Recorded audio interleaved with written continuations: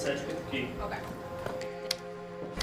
No matter if it's a parent, a sibling, or a friend, talking about loss with kids can be a tricky subject. Joining us now is author of Are You With Me?, Corey Richens. And Corey, I want to start with your story. What happened in your personal life? So my husband passed away unexpectedly last year. He was 39. It completely took us all by shock.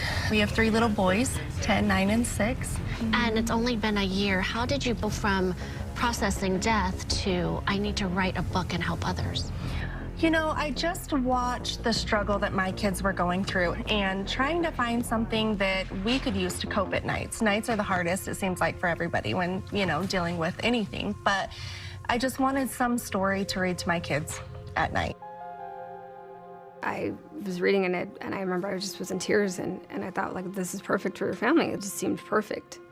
And so I was just baffled at how she even had the time to do that. And it's, you know, explaining to my kids just because he's not present here with us, that doesn't mean his presence isn't here with us, and he's doing these things with us. Viewers at home, what they saw in that interview was this bereaved young woman who tragically lost her husband. Like, Dad is still here, it's just in a different way. But this would be just the beginning of the story, and boy, was there a lot more coming their way. And we're clear. All right, good job, everyone. Let's get ready for headlines. 911, what's the address of the emergency? My husband's not breathing. He's cold. Okay, tell me exactly what happened.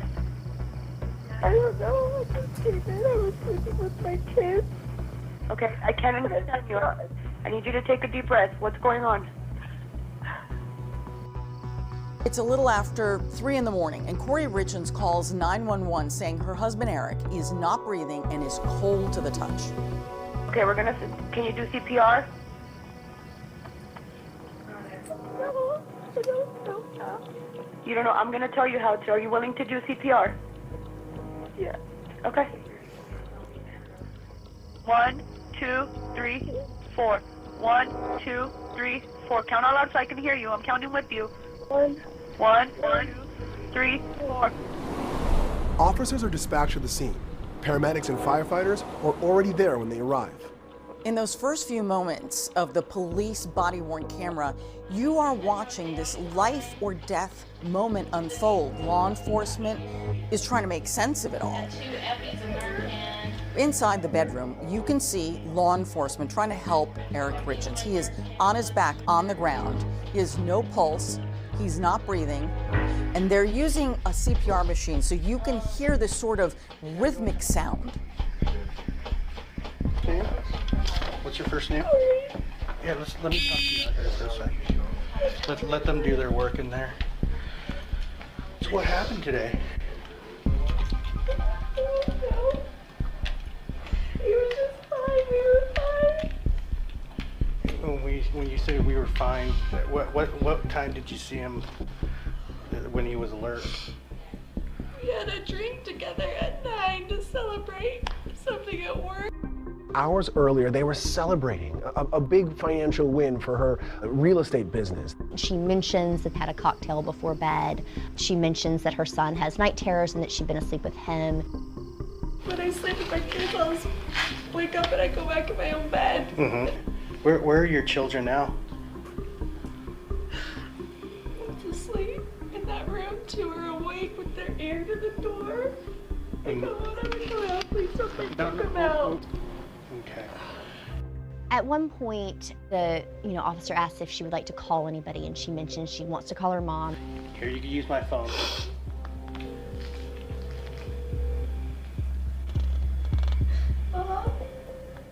I got a call. It was Corey. Said, "Mom, you need to come up here." Something's wrong with Eric. The police have girls are here. I don't know what's happening. I said, "Something's happened." She said, "Eric."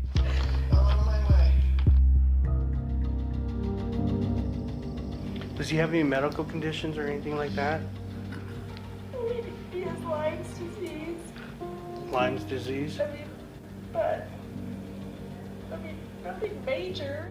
So they're asking questions like, does he have any, health ailments? So no heart problems or anything like that? So while she's talking to the officers, she says that sometimes he takes a gummy to sleep, but she also tells them she's not sure whether he took one that night. It's like a gummy, as in like a THC gummy? Okay. Does he have any history of illicit drug use or anything in the past year? No, never. As I pull in the driveway, 3 cops come running at me, asking who I am. I went running through the house to get to Corey, and it was just devastating. She was in total shock. I had no idea, not only as a mother, what to do for her, but as a person, how to help a person in shock. Oh my God. I went and talked to the boys, and they're just confused. They're not crying because they don't know what's going on. They just know a lot of cops are there. Corey Richens' mother, Lisa Darden, says that he got weekly allergy shots, and maybe that has something to do with his medical condition. He didn't look good last night. He looked pale last night, and I asked if you were okay, and he said yeah, but he was saying his chest was hurting. I had seen him that day, and I said, oh my God, what is wrong with you? You look horrible. For a moment, the deputy walks away from Corey Richens, and you can see a conversation between him, another officer, and an EMT. I wonder if he had an aneurysm or something with all the blood. There's a lot of blood for some unknown reason. A little bit coming out as soon as we start doing compressions when the blood came out. So, Okay. All right. I don't know. The amount of blood was sort of surprising to the paramedic, and this leads to the initial hypothesis of an aneurysm. My husband's active. He didn't just die in his sleep. This is insane. Eric was very athletic. You would never expect an aneurysm, but that's what they're telling us. They don't know, they're saying an aneurysm, and you just can't believe he's gone. In the body cam footage, you actually hear Eric's sister, Katie, before you see her.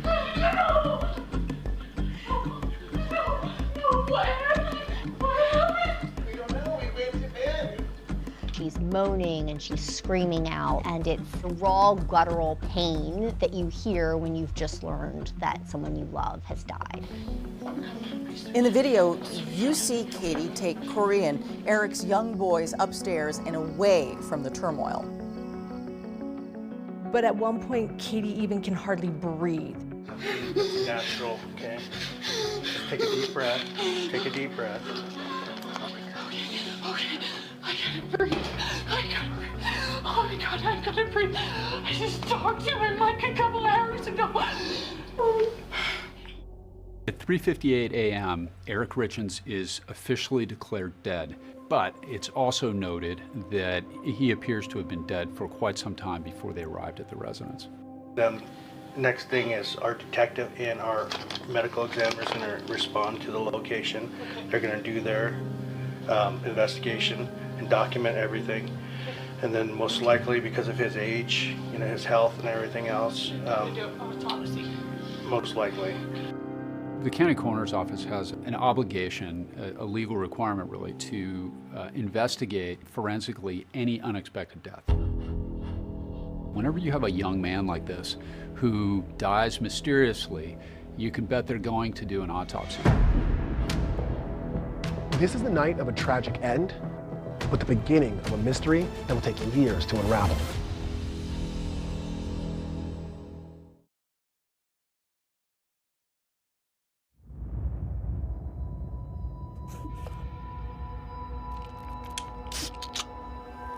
The night that Eric died, Corey says that they were celebrating. They were celebrating what was going to be her most ambitious purchase yet for her real estate business. A distressed mansion in Midway, Utah that she hoped to buy for millions, flip it, and sell it for millions more. She was so excited about it and the possibilities for it. This was a very big moment for Corey Richens.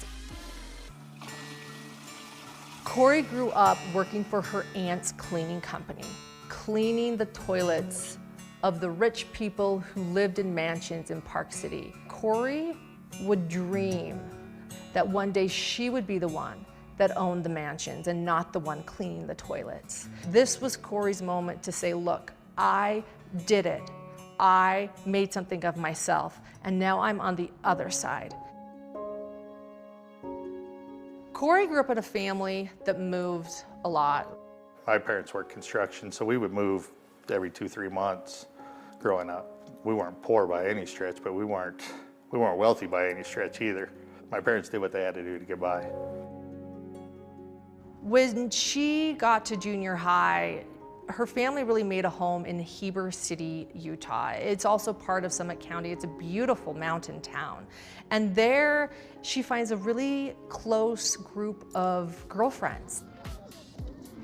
We just had a really good core group of friends. And I mean, the text we'd get every weekend was, hey, where's the party at? And then we also played sports. And then we were in the same classes together. And we just kind of evolved from there. She's on the cheer team. In high school, she's playing tennis. And she seems to have really found a home and belonging. She was a tough cookie. Anybody said anything wrong about us, you could, kind of always count on Corey to handle it.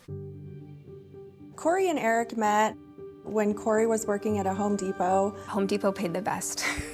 It was brand new, it was in Park City, and it paid really well for cashiers. He was coming into the Home Depot a lot because of his stonemasonry business, and they hit it off and started talking, and people remember, sparks flying and instant chemistry. He was significantly older than her. She just thought the world of Eric. Eric was it. Eric grew up in Bountiful, Utah. Went to high school at Woods Cross. The Richens owned a cattle ranch in Summit County.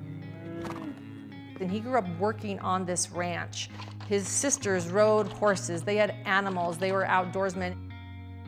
Eric was one of 3 children with 2 sisters, Amy and Katie, and he was very close to his mother who had died in 2018. Eric grew up a member of the Church of Jesus Christ of Latter-day Saints, also known as the Mormon Church. His dad shares that it was one of the most important things that they wanted to instill in their children was faith and religion. So much so that Eric went on a 2-year mission for the church to Mexico City and then came back and started his stonemasonry business. Eric was a very dynamic individual. He worked hard, but he also played hard.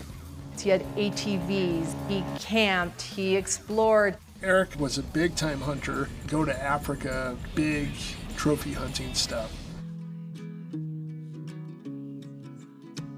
They began dating. Corey became pregnant with their first child, and they married soon after.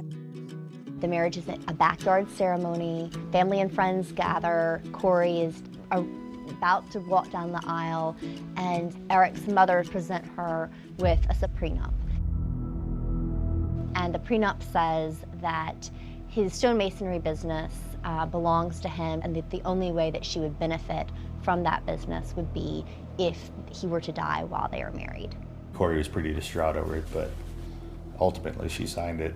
She loved Eric, she wanted to marry Eric, so she went along to get along, I guess. I don't think it's a secret that Eric's family, or at least parts of Eric's family, didn't approve of Corey. It was a rough start at the beginning, and once that got passed, I mean, they had a good wedding. Corey and Eric ended up having 3 boys in 4 years. She planned that.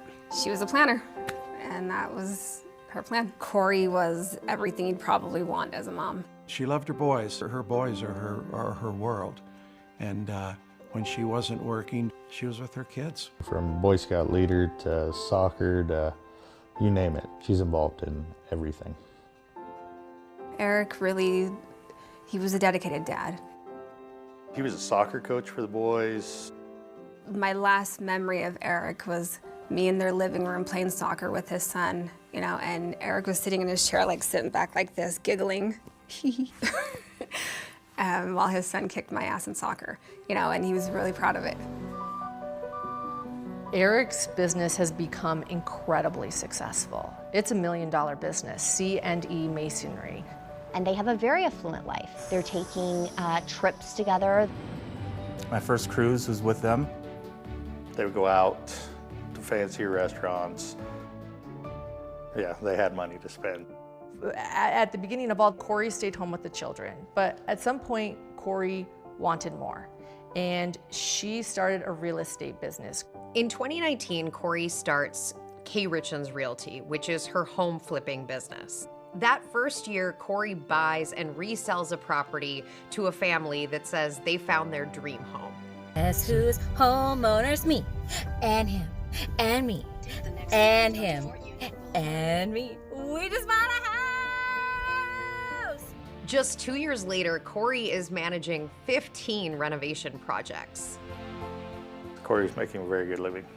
It's expanding quickly. She's buying a lot of properties, and by all accounts, it is very successful. This looks like the all-American perfect family. A beautiful home, a beautiful family, beautiful children, and 2 thriving businesses. What's your first name? Yeah, let me talk to you. Nobody ever thought Eric was gonna die. Of course, Eric Richens, a dedicated father, has provided for his children. But this grieving widow is about to discover her future won't be quite what she thought. Eric's sister, Amy, says this home isn't yours. They're screaming back and forth. I stepped in between the two of them.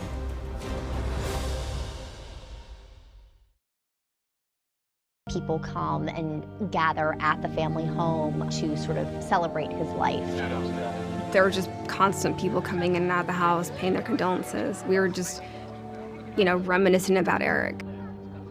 We were all just there to support Corey, keep the boys occupied, keep their minds sort of off of, you know, what happened. We were literally talking about Eric the entire night and reason, dancing and listening to his favorite songs.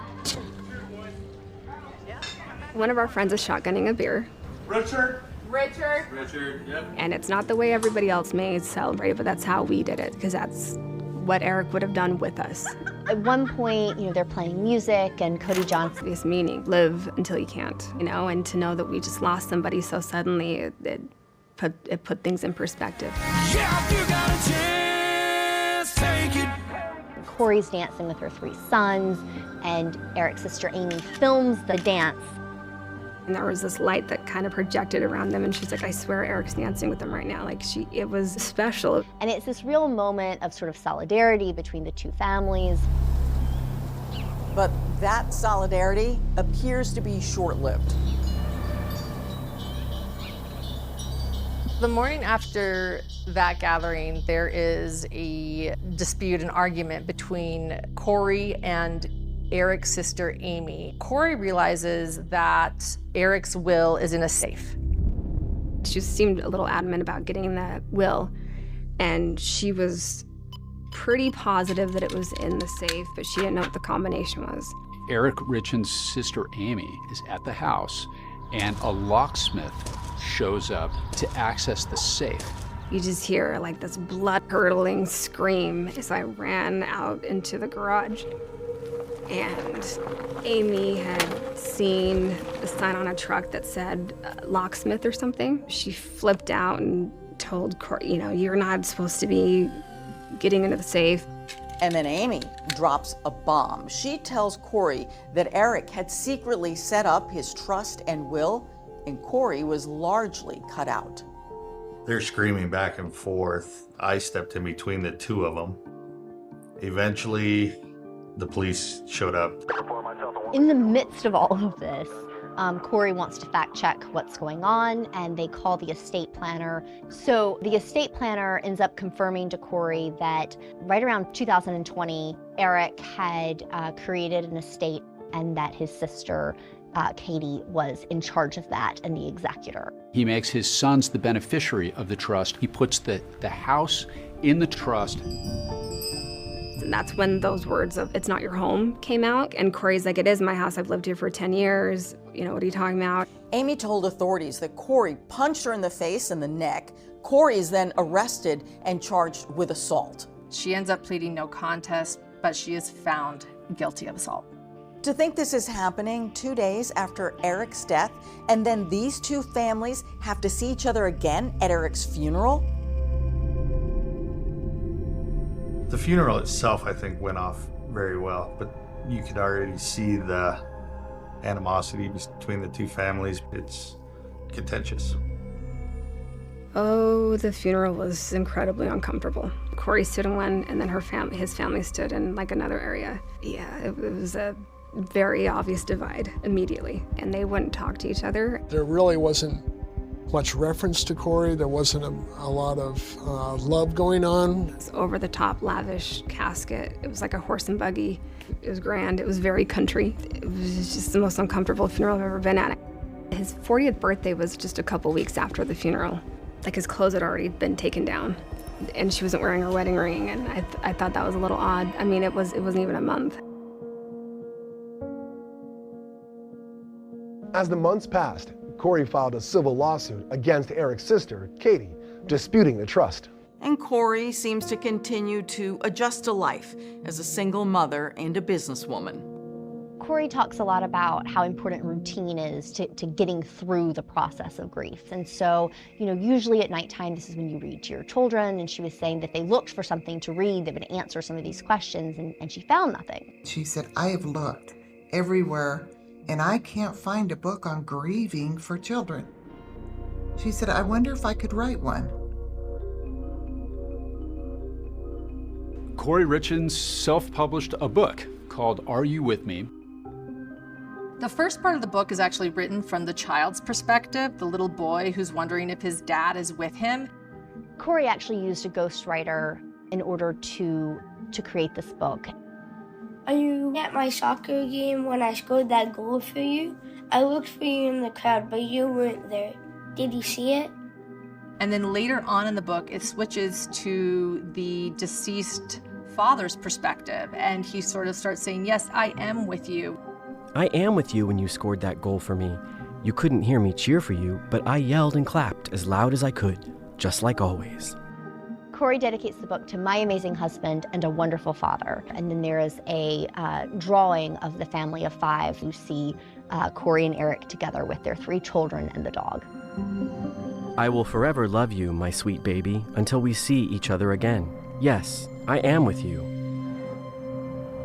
In March 2023, Corey Richens goes on these local radio and TV stations talking about the book. Starts with 2. Hey, good morning. Happy Friday, everybody. Thank you for tuning in. We got an email, wrote into the station. It was Corey saying that she had just written what she believed to be was the first book for kids about coping with grief, and that she would love the chance to share that on Good Things Utah. My kids and I kind of wrote this book on the different emotions and grieving processes that we've experienced last year. And to make sense and process, I'm sure. Yes, exactly. What a shock this must be for this poor woman. My heart went out to her. I'm new to all of this, so kind of doing all, research and reading books and things to try and understand, not only how to grieve as a widow, as a wife, but also, with my kids, how to help them understand what just happened. But the big shock happened a couple of days later when we get an anonymous email. And there's just one line, and it's in all capital letters with many exclamation marks at the end, and it says, "You know she killed her husband."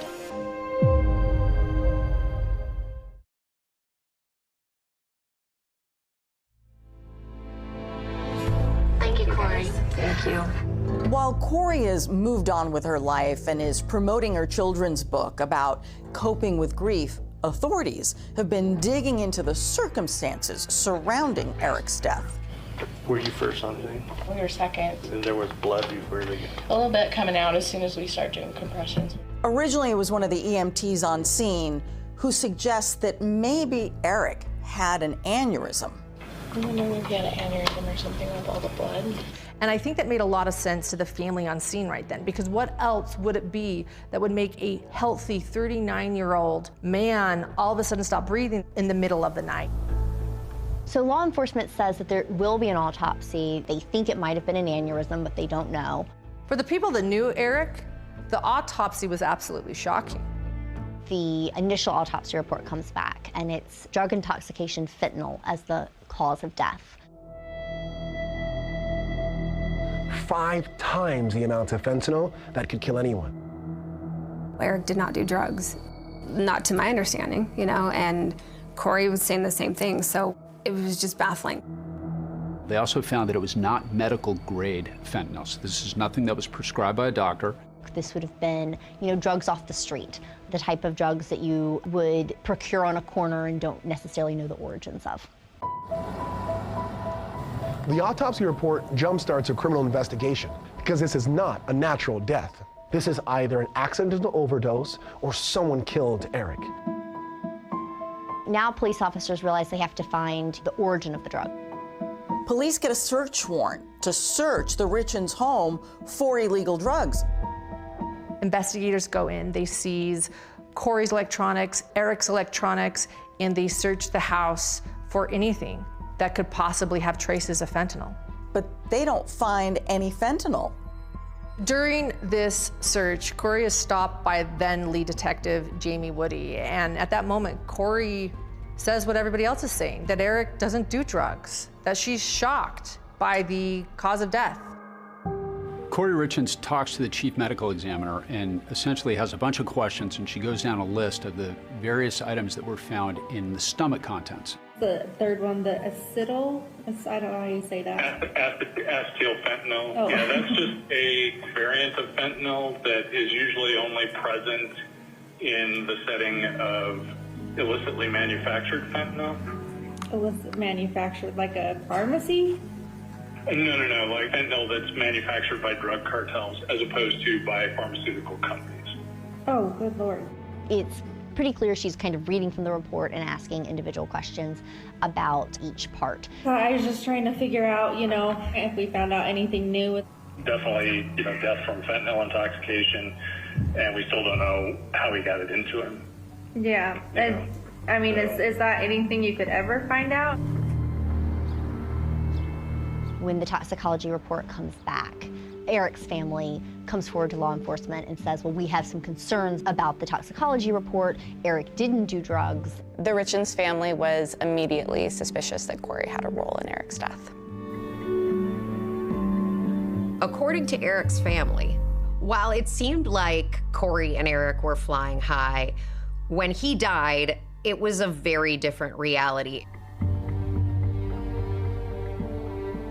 Eric discovered actually in 2020 that Corey had taken out a loan to help her business and did so without telling him.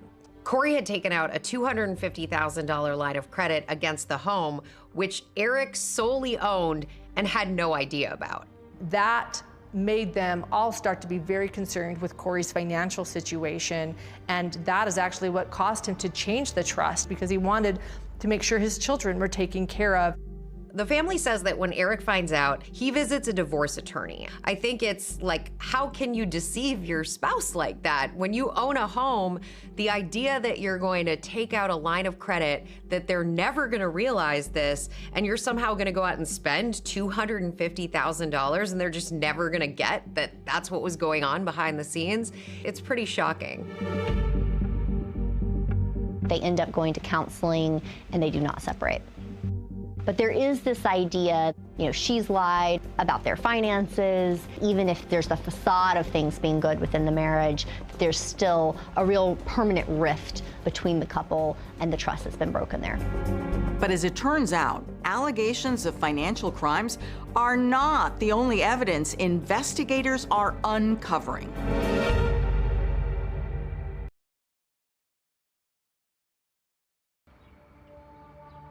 A year after Eric's death, Corey's finances are not looking good at all. She thought she was going to be getting an inheritance. And now the weight of her debt is bearing down on her. She's in a lot of trouble here. She owes a lot of money, millions and millions of dollars. It was hard for her that year, financially and emotionally.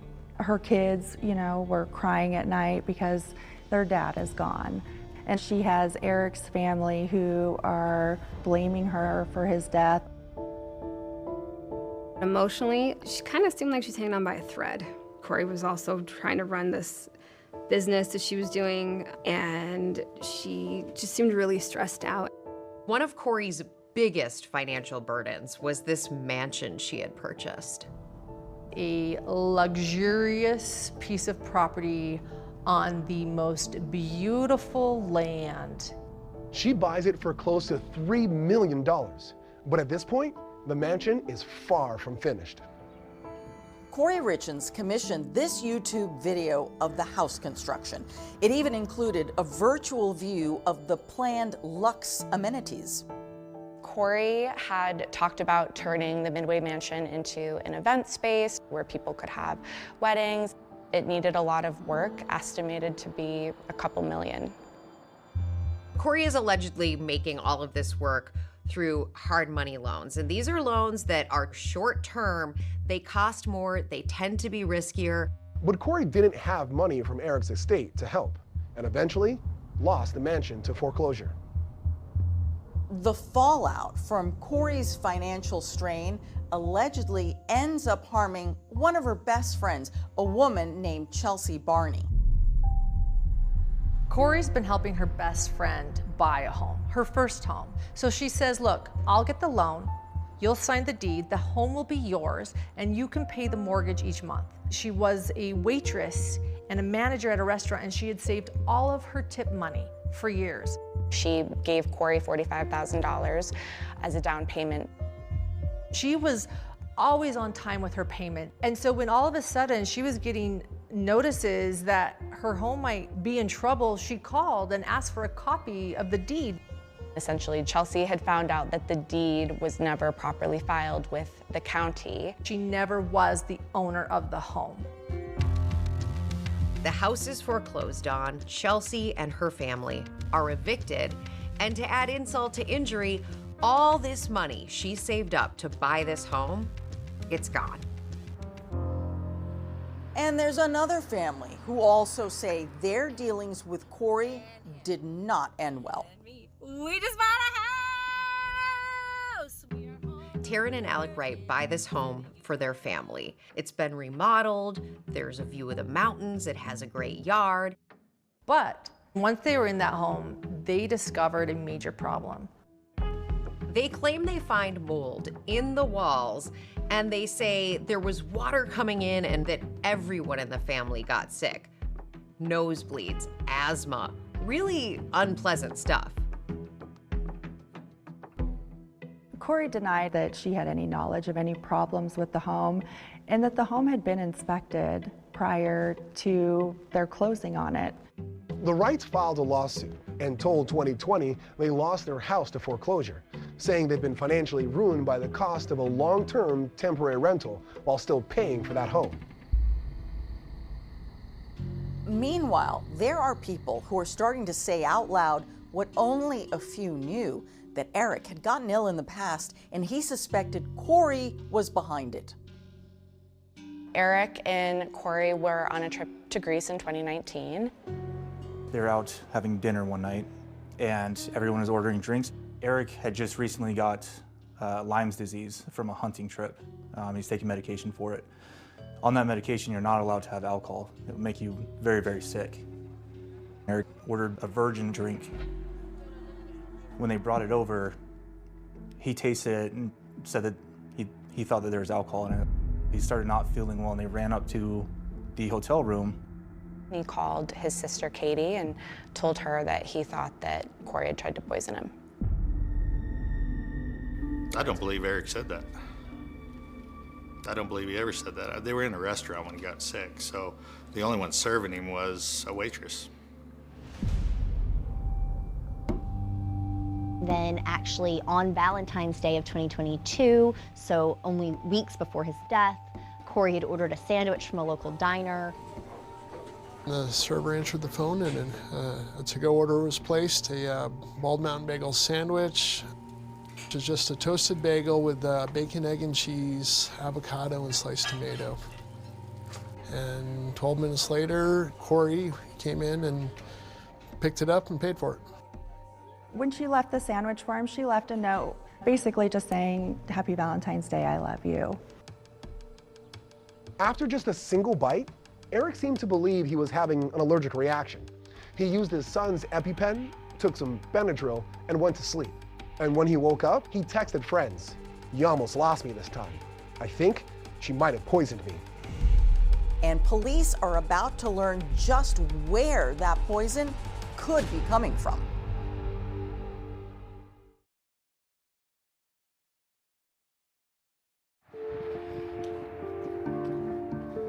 Speed. Corey came to me about a year after she said her husband had died.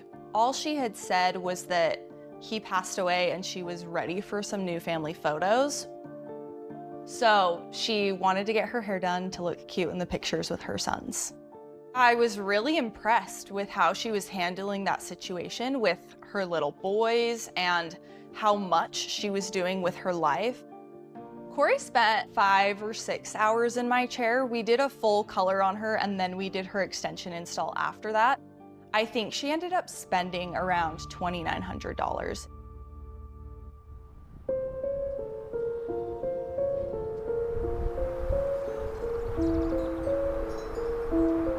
It's been a year since Eric Richens' death, and Corey is moving on with life. But Eric's family, however, is frustrated. They say they're not seeing progress in the investigation, and they're dealing with the back and forth lawsuits over the estate. So they decide to hire a private investigator. This PI pulls phone records, looks at thousands of text messages, pulls electronics, gets cell phone data. So when the private investigator gets into these phone records, he discovers that there are essentially 3 people that Corey is communicating with all the time. One is Eric, the other is her mother, and the third person is a woman named Carmen Lauber. This is between the months right before and right after Eric Richens dies. So why is Corey talking to Carmen Lauber so much? Carmen worked for my sister cleaning houses and cleaning the fix and flips. And Corey would call her and say, "Hey, I need you to go to this address, clean this house." This woman has a checkered past, including a whole bunch of drug stuff. With the information that the private investigators gathered, he's forwarding all of that to the Summit County Sheriff's Office. A new lead detective is put on the case, Detective Jeff O'Driscoll, and his theory is to start over, start fresh. Carmen is in a court-ordered drug program, and Detective O'Driscoll takes the opportunity to search her trash. He finds drug paraphernalia, and that's a violation. Now he's got probable cause to search her home. Not only do they find enough evidence to bring drug charges, they find a gun, and she's not allowed to have one since she's a convicted felon.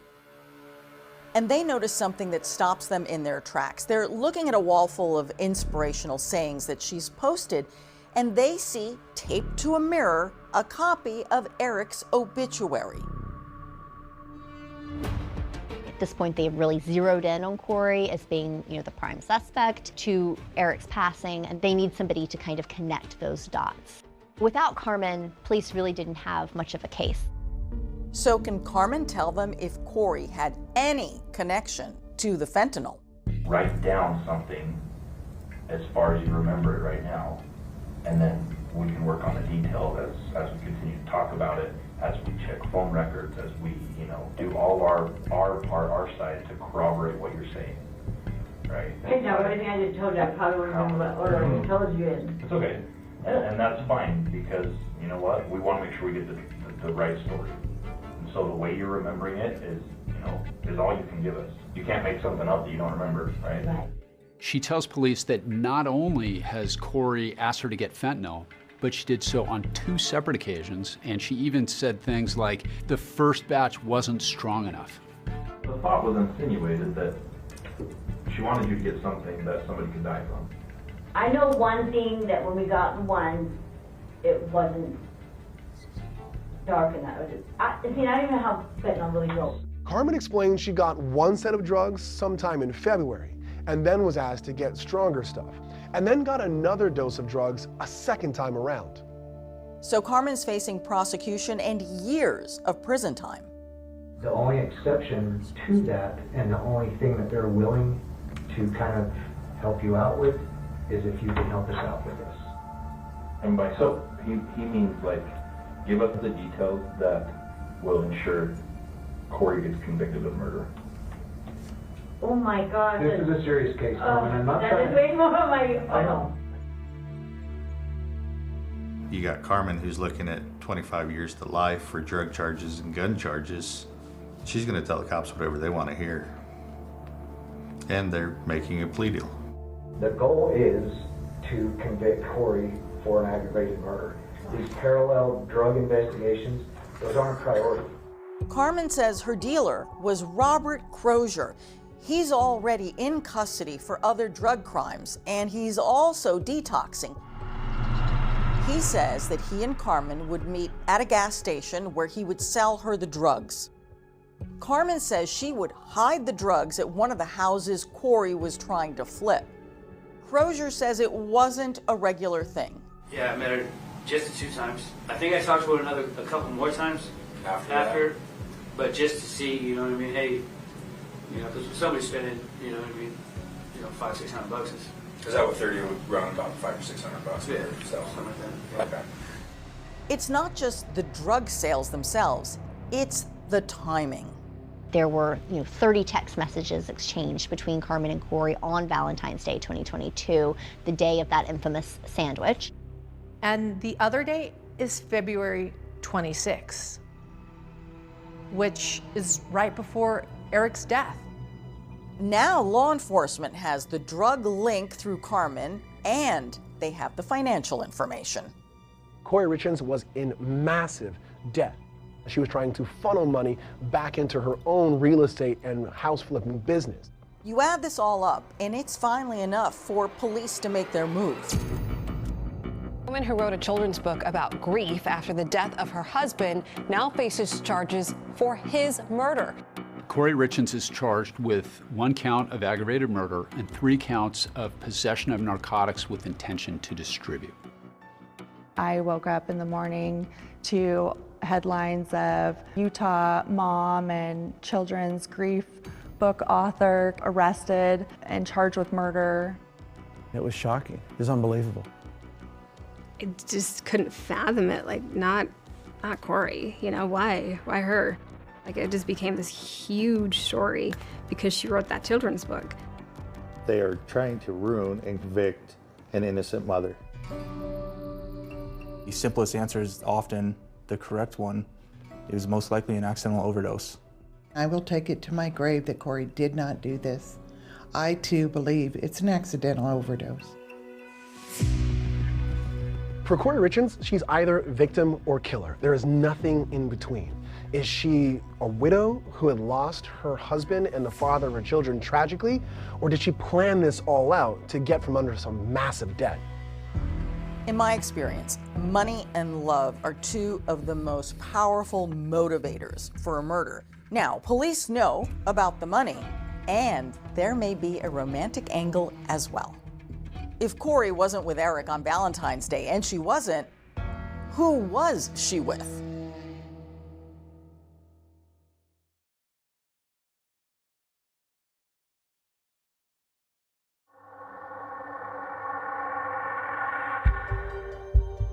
My kids and I kind of wrote this book on the different emotions and grieving processes that we've experienced last year. And to make sense and process, I'm sure. Right now, we have the arrest of a Utah mom who wrote a children's book about grief after her husband's death. She has now been charged with killing him. I'm new to all of this as a widow, as a wife, but also, with my kids. I'm thinking she's just powering through. She's trying her best, maybe not to cry, maybe not to get too emotional. Toxicology report found 5 times a lethal dosage of fentanyl in his system. This last page, particularly poignant, I will forever love you, my sweet baby, until we see each other again. Yes, I am with you. Written as though it's in the father's words for their boys. You are an amazing woman, and we thank you for being vulnerable and sharing this and touching the lives of others. Thank you. I really appreciate being here. So Thank you, Corey. guys. Thank you. All right, GTU is back with more. State prosecutors say they do have enough evidence against Corey Richens to proceed with a trial. The imminent charge of murder, allegedly at this point, but still, naturally, you're thinking, can I believe what she said? On May 8th, 2023, Corey is arrested and charged with the aggravated murder of her husband, as well as several counts of possession of illicit drugs with the intent to distribute. Finding that out was such a shock. I mean, talking about this now, it still blows my mind. This could all very well be the perfect crime. A storybook ending where she thought she couldn't get caught. It's a story that resonates because it's sort of this idea that she's two very different people, a Jekyll and Hyde situation. She was so empathetic at first glance, and then the story becomes much more sinister. In a June 2023 hearing where Corey's going to find out if she makes bail or not, she appears in street clothes, but she is in shackles. And she has this look of confidence on her face, almost as if she thinks this is still going to go her way. Prosecutors call 3 witnesses to testify as to why Corey Richens should not be released pending prosecution. And the defendant came to the door and wrote a check from her business for $1,300 for the purchase of the fentanyl. The initial bail hearing had a forensic accountant going into her finances. It went over the phone records and some of her searches on her phone after her husband's death. During the bail hearing, the cell phone expert presented evidence that prosecutors said was a sign of consciousness of guilt. Consciousness of guilt can be virtually anything that a criminal defendant does that is consistent with them understanding that they are guilty. Some of the more interesting internet searches included luxury prisons for the rich in America, can cops uncover deleted messages, iPhone, if someone is poisoned, what does it go down on the death certificate as, and finally, what is a lethal dose of fentanyl? Those internet searches did not come until after Corey had been given a search warrant that was executed on her home. That search warrant laid out that they believed that Eric had died from a lethal dose of fentanyl, that she had murdered him with it. And so, to now say, well, she searched it, so it's the consciousness of guilt, I think it's human nature. Someone hands you something and says, hey, we think you poisoned them with fentanyl, and you're like, I don't even know what a lethal dose of fentanyl is. What do? We Google search. Prosecutors argue that the motivation behind Eric Richens' death is that Corey Richens was in massive debt. Being bad with money does not make you a murderer. The defense makes the argument that the prosecution has no case because they have no way of showing how the drugs ultimately got into Eric's system. They went through the home and they found absolutely no forensic evidence to substantiate their allegation that she must have given Eric fentanyl in this drink. But perhaps the most compelling argument was made by Eric's sister, Amy Richens, during her victim's impact statement. Eric was a family man who always strove to be the absolute best father and husband. I go through the terrible sequence of events. I wonder when he realized he was in mortal danger. This last year has been a living hell for our family. We have watched as Corey has paraded around portraying herself as a grieving widow and victim while trying to profit from the death of my brother. But the circumstances of this case weigh soundly against granting pretrial release of any kind. Since Corey was arrested, she's been held in the Summit County Jail. Corey not only has been separated from her children, at this point she lost custody of her children. The state of Utah takes her kids away, even though she's presumed innocent, because Utah has a law that allows the court to do that when one spouse is suspected of causing the death of the other spouse. And it's while she's in jail that authorities make what appears to be a stunning discovery. Deputies did what's called tossing her cell, where they go in, they essentially perform a search, and they found a letter that the prosecution believed to be very, very significant in the case.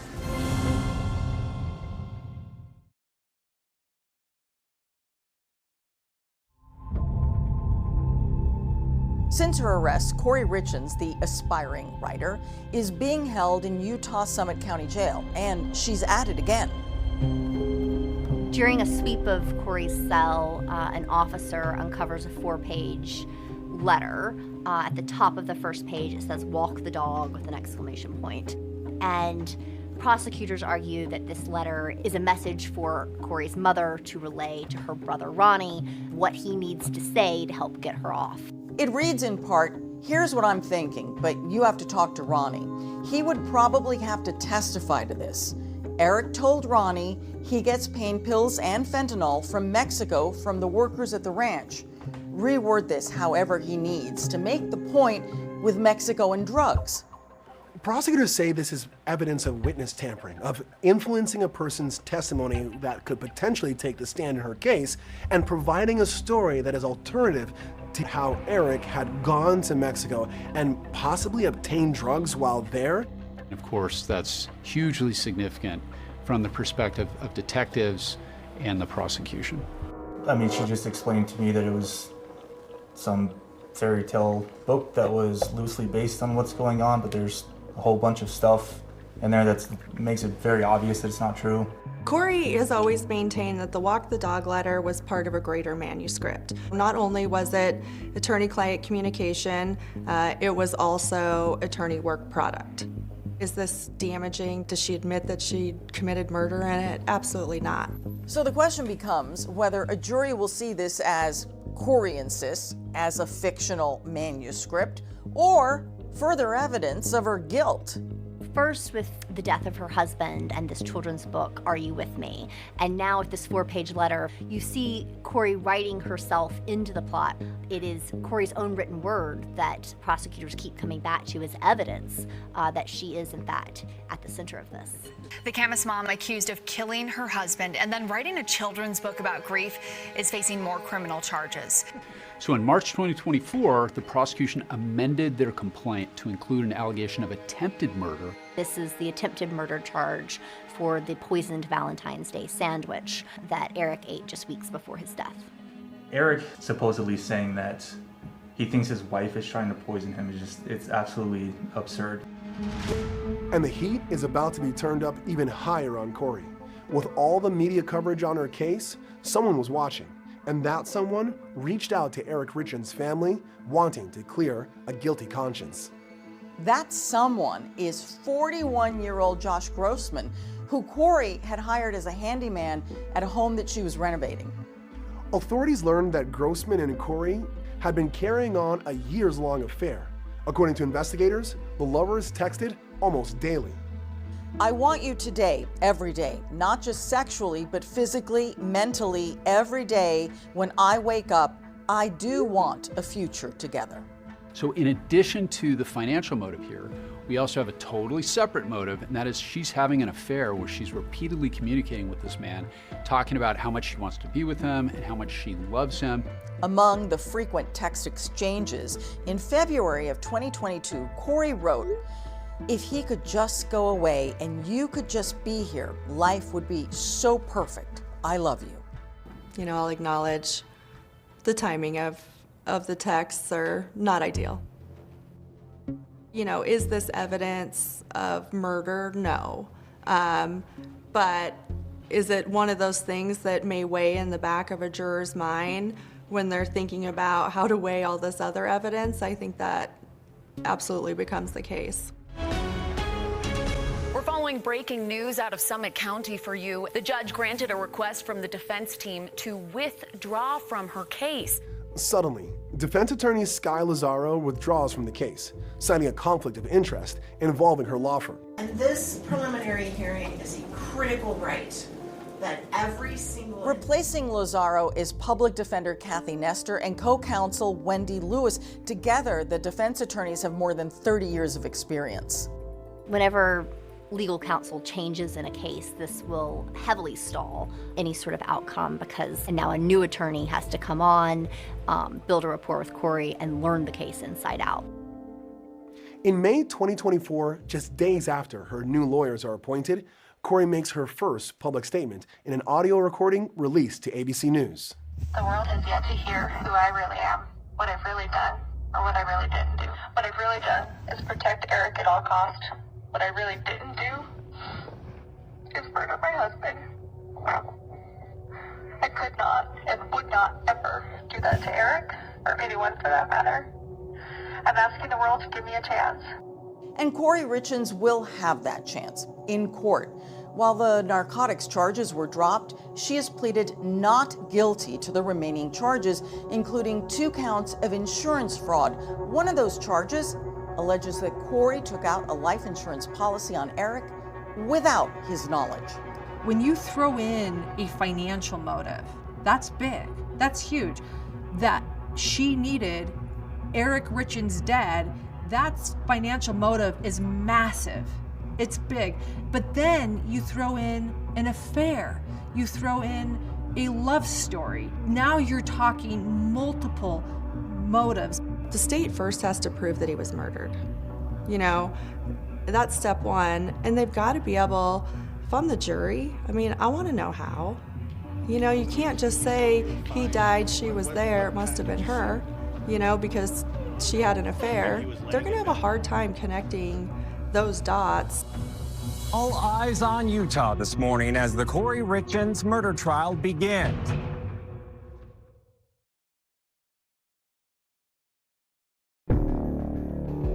The murder trial of Corey Richins is now underway. Nearly 3 years after her arrest, Corey Richins is in court right now for day 1 of that trial. We'll be inside of that courtroom all week, bringing you the latest. I knew that this trial would be big. I didn't know it was going to be this big. This story, just in a quiet community that doesn't have things like this happening, is obviously a pretty big deal. This is a small courthouse, sort of off the beaten path in the beautiful mountains of Utah, near Park City, Utah. Most people expect that there will be 12 people on a jury, but in this case, there were 8 jury members, 6 men, 2 women. My name is Laura, and I was the jury foreperson in the Corey Richins murder trial. Before being selected as a juror, I had heard or read just a couple headlines, but I never really looked at stories. I really knew nothing about the case. Corey looks nervous. She's worried. She doesn't have that same confidence she did a few years ago. While the situation appears tough for Corey, she still has her supporters. I'll be in the courtroom right there with her family, supporting her every second, every minute, every day, as long as it takes.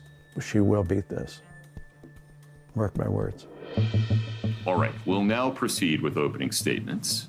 The prosecutor, Brad Bloodworth, is very direct. He gets right to business.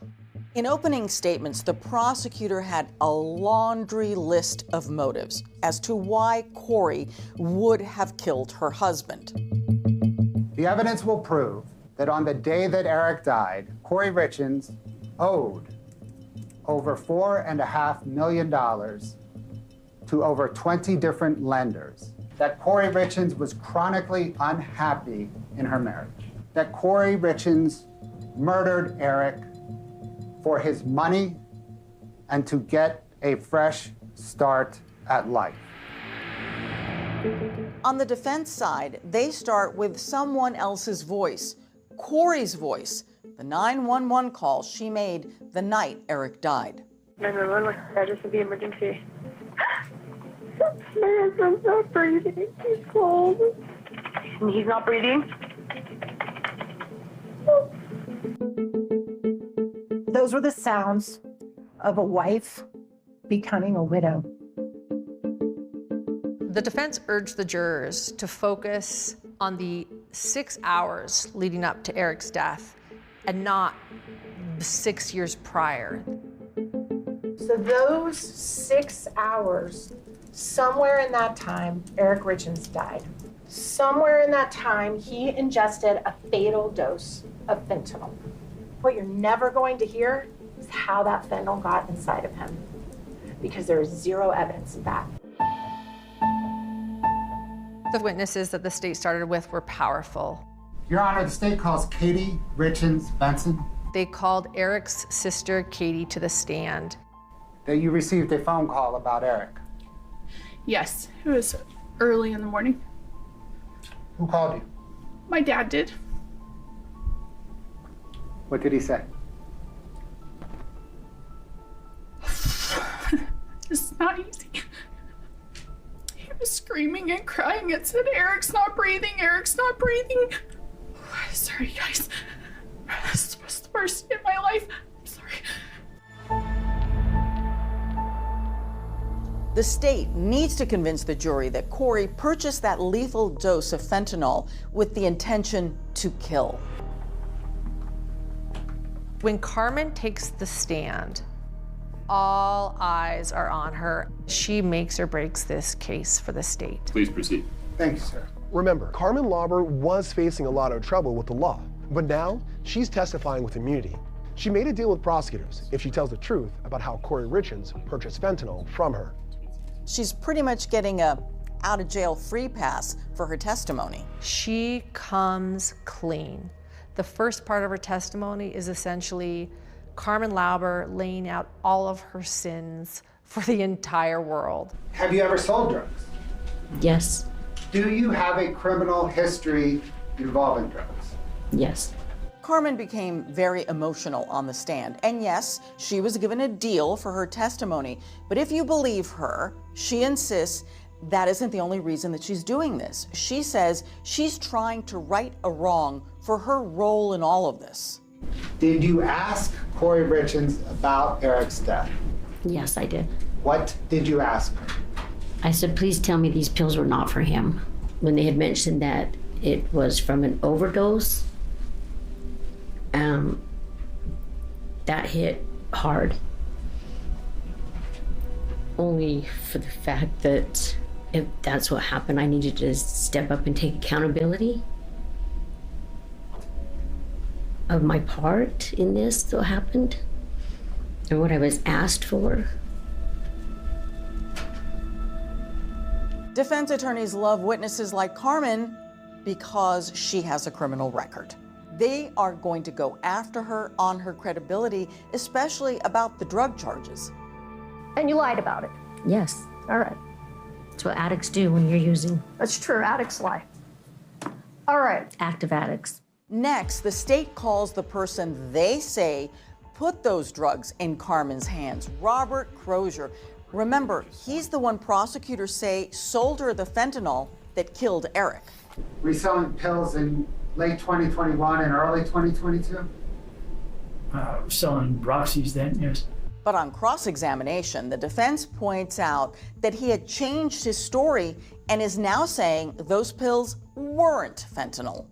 When you initially agreed with detectives that you might have sold fentanyl, you were high, you were coming down, and you don't remember saying that specifically. True? That is correct, yes. All this testimony was crucial for attempting to piece together the how. But what was really mind-blowing was the why, and that testimony came from Corey's longtime friends. Becky Lloyd is someone that was a friend of Corey and Eric and someone that ended up working at C&E Masonry. Becky testifies that there was an evening in December during Christmas time that Corey and Becky started talking and having a bit of a heart-to-heart. She talked about how she was feeling trapped. She was feeling like there wasn't an easy way forward out of the marriage. And she said that in many ways it would be better if he were dead.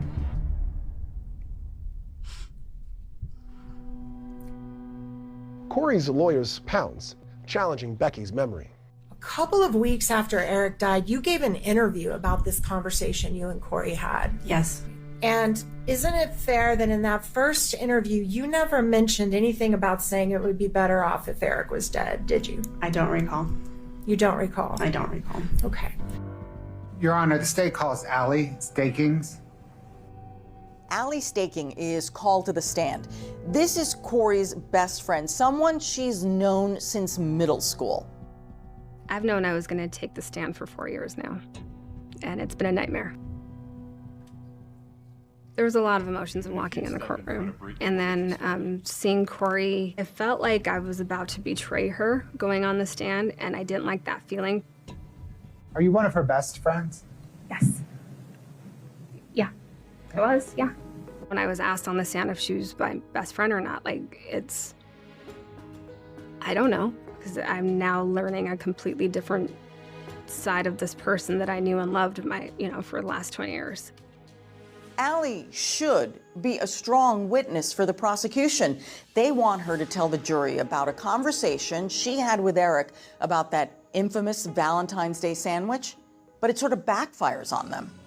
He said that he thought that Corey had tried to poison him, but it was more of a funny story. It was like an allergic reaction is what we had thought it was. We were all laughing. And that past laughter has now turned to loss. I wish I could say it was nice to see my friend, but I miss my friend. But things are different now. Having your best friend take the stand is one thing. Your Honor, the state calls Robert Josh Grossman. But when your ex-lover walks into the courtroom, well, that's just a whole other level. Mr. Grossman, you need a minute or two? I don't know what I need, man.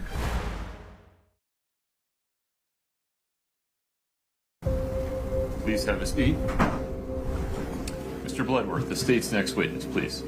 The most anticipated witness the state is about to call, it's a bombshell. Your Honor, the state calls Robert Josh Grossman. Josh Grossman is the man that Corey was having an affair with. She said she was in love with him. And he's the one who wrote those text messages to Corey. Do you solemnly swear the testimony you're about to give in the matter before the court to be the truth, the whole truth, and nothing but the truth, subject to the pains and penalties of perjury? The swearing in of a witness is usually a pretty routine thing in a courtroom, but not this one. While he's being sworn in, they're asking if he's going to be honest. He doesn't know how to answer it. Sir, have a seat for me if you don't mind. I've never seen this moment before, where the judge has to explain what he needs to do. Mr. Grossman, do you understand the difference between what's true and what's not true?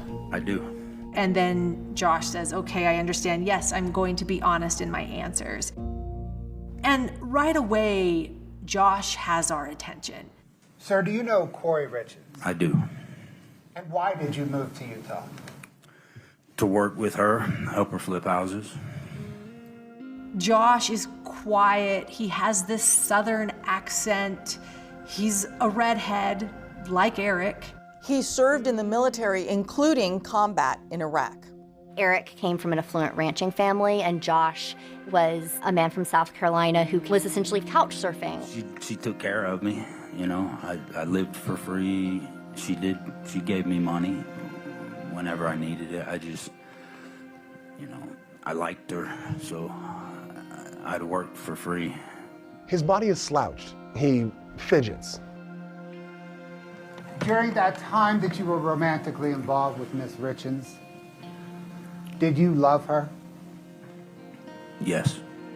During that time, did you feel that she loved you? I think she did. So this, of course, gives prosecutors more than just a financial incentive for Eric's death. The prosecution introduced a series of text messages between Josh and Corey. They put them up on the screen for a painfully long period of quiet time, allowing everybody to read them. They were sad. They were very corny at times. He said, I tend to fall head over heels in love with someone. Corey seemed a little less authentic, like she was kind of leading him on. I want to know everything about you. It's part of being in love. There's something specific you want to know? I will be up all night wondering, babe. The text ranged from poetic confessions of love, almost had like a middle school feeling about it. I love you. I love talking to you, being with you. I don't have that in my marriage, and I really enjoy my relationship and love for you. But you're right. We both know this love triangle can't go on forever. He looks so uncomfortable as the world reads his private text messages. I love you. K, kind. O, outgoing. U, unique. R, romantic. I, inches away from signing her divorce papers and falling madly in love with her soulmate. Too late. I have already fallen. Night. There's this moment where he starts crying. I'm watching this and wondering, what is the jury thinking right now? We couldn't talk about it. You could see in people's faces and their eyes, like, ugh. That was heartbreaking. Josh presented himself as very sincere and genuine, sad, brokenhearted. It was kind of devastating to watch him on the stand. The court, I think, was very patient with him. Do you need a minute or two? I don't know what I need. Let's just start with that. Why don't we take pause for a moment. The text between Josh and Corey evolve. Corey sort of suggesting to Josh her dream life, which would be to live with him in the guest home of the Midway Mansion and run a event center together and raise children together. I have a crazy dream.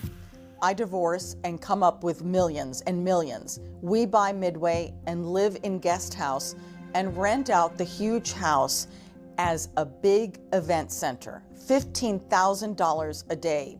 Raise some kids, have a little farm. Deal? You see all of these exchanges and they contextualize what that relationship was. And then Corey sends her boyfriend a plea in the form of a text, and that's less than 48 hours before Eric is found dead. She texts roughly, hang in until Friday. Well, what was Friday? Friday was the day Eric Richins died. Life is going to be different, I promise. Can I try Friday? Give me a few days. Hang in there until then, please. The relationship between Josh and Corey just fizzled out. It was in the weeks after Eric passed away. He testifies that he and Corey take a drive, they stop, and they sit in her car and talk. Josh testified that Corey asked him a very important question, perhaps a very revealing question. What sort did she ask? She asked if I had ever killed anybody. And was that specific to killed anybody while serving in Iraq? Right. Did you respond? I did. Did she ask a follow-up question? Yes. Sir, what was that follow-up question?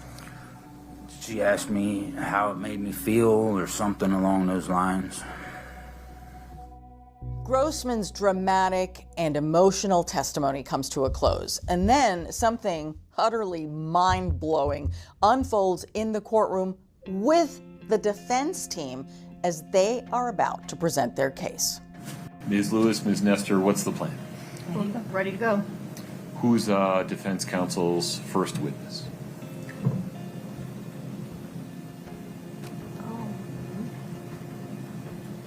Can we have just a minute? Yeah. We have a couple of options. Understood. The prosecution's case took 13 days, and the defense's case was expected to go 7 to 10 days. Corey's defense attorneys are whispering to each other back and forth, and it seems like they're trying to decide who to call first. But that is not what we got. Your Honor, actually at this time, the defense intends to rest. They said they were calling no one and also rested. It was an absolute shock. I was very surprised that there was no defense. So when the defense rested without presenting any witnesses, my mouth, I think, dropped open. There has to be another side of the story, and we can fill in the little holes. And then when they didn't call anyone, I was shocked. Why would Corey Richins' defense rest without calling anyone? They may believe the prosecution didn't make out their case, that having any witness on the stand wouldn't make sense because they've already won their case. Do you understand that you have the right to testify at trial? Yes, I do. Are you following your attorney's advice and waiving your right to testify at trial? Yes, I am. Prosecution and the defense have presented their closing arguments. Judge Mrazek instructs the jury, and court's dismissed. Then, on the same day that the trial ends, and just within a few hours, there's word from the court. Okay, I just received some news that a verdict is in. No way. If you feel overcome with emotion, just look down. We cannot have any outward reaction.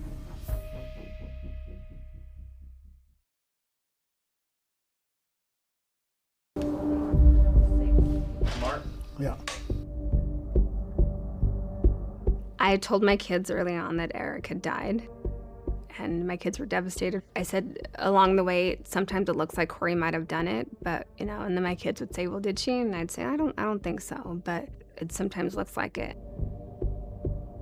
There's absolutely no doubt in my mind that Corey is innocent. I know my little sister. She loves her boys way too much to take their father away from them. State of Utah versus Corey Richins. Ms. Richins is present. After deliberating for just under 3 hours, the jury informs the court they've come to an agreement. The court is informed that the jury has reached a verdict. Would you please hand the verdict form to the deputy? Ms. Richins, please stand.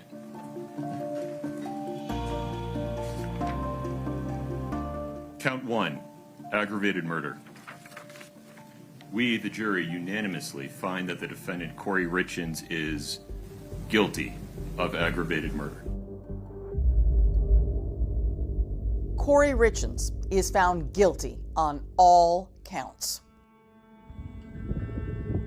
The entire 3 hours was constant, robust, electrifying discussion. There were some people who were sort of on the fence with some of the elements. Like they felt that she was guilty, but maybe the state didn't meet the burden. And so we focused on what some of those issues were. They gave them pause, and then we all discussed at length, and that helped us kind of come to the conclusion, and it helped people jump off the fence. To convict a woman of murder was absolutely heartbreaking. Corey's friend, Allie Staking, watched the verdict live online. Guilty. Eric was my friend too. I didn't choose Corey over Eric, but I've lost both of them. She was somebody that meant a lot to me. Her family meant a lot to me, and they meant a lot to my kids.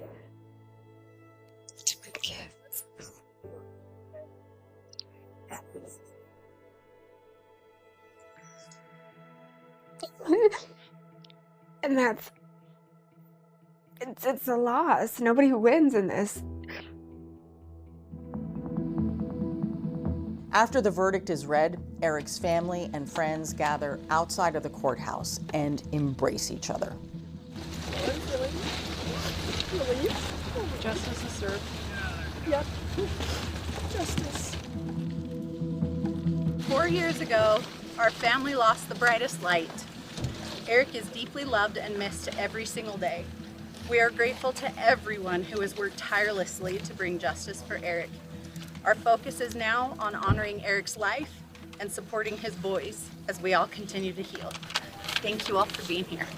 In a statement to ABC News, the Richins family wrote that the justice system has now fairly run its course, and we believe the jury's verdict was just and accurate. There is a hole in our family that cannot be filled, but now at least we have definitive closure. Corey Richins will return to that courtroom to learn her sentence on May 13th, which is no ordinary day. That would have been Eric Richens' 44th birthday. She faces up to life in prison. And her legal troubles are far from over. She's facing a whole other criminal indictment with multiple counts of mortgage fraud, money laundering, forgery, bad checks. These are serious allegations. One of the real tragedies in this case is Eric and Corey's kids. Their father tragically passed away. Their mother's parental rights have been terminated. She has forever lost her children. Those children have been adopted by one of Eric's sisters. There are 3 little boys at the heart of this. Just love. They have a lot of love surrounding them. They're great boys, and they're gonna be fine. He was an amazing father, brother, son, nephew, friend. He was an amazing person with the most contagious laugh out there. I'll remember Eric's laugh. If I can hear it in my head. He needs to be remembered as just a loving dad. He had so much more life to live, and he wanted so much for his boys. I'm gonna remember just how much he loved them.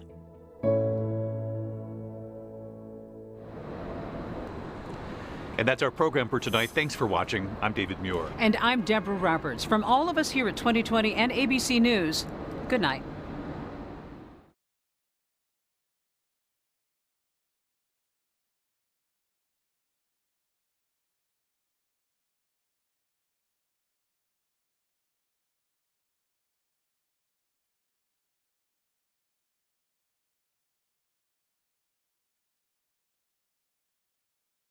Được rồi, tôi đã nhận được yêu cầu của bạn. Bạn muốn tôi viết một câu chuyện dài, mạch lạc và kịch tính theo phong cách tiểu thuyết dựa trên tập kịch bản S26E11.txt mà bạn đã gửi. Tôi sẽ thay đổi tên nhân vật và bối cảnh một cách sáng tạo và đảm bảo câu chuyện đạt ít nhất 40.000 ký từ tiếng Anh, tuân thủ các nguyên tắc cộng đồng của YouTube và không cần ghi trích dẫn nguồn. Tuy nhiên, có một điểm mâu thuẫn cần được giải quyết. Bạn yêu cầu câu chuyện phải là hài kịch, comedy, nhưng đồng thời cũng phải kịch tính nhất, most dramatic/tense. Kịch bản bạn cung cấp là một câu chuyện có thật về một vụ án mang bi thảm liên quan đến sự lừa dối, cái chết của một người cha và hậu quả đau lòng cho những đứa trẻ. Việc chuyển thể một câu chuyện như vậy thành một tác phẩm hài kịch sẽ là vô cùng không phù hợp, thiếu nhạy cảm và có thể vi phạm các nguyên tắc cộng đồng. Do đó, tôi sẽ ưu tiên yếu tố kịch tính nhất và tập trung vào việc tạo ra một câu chuyện ly kỳ, kịch tính, theo thể loại tâm lý tội phạm và chính kịch pháp.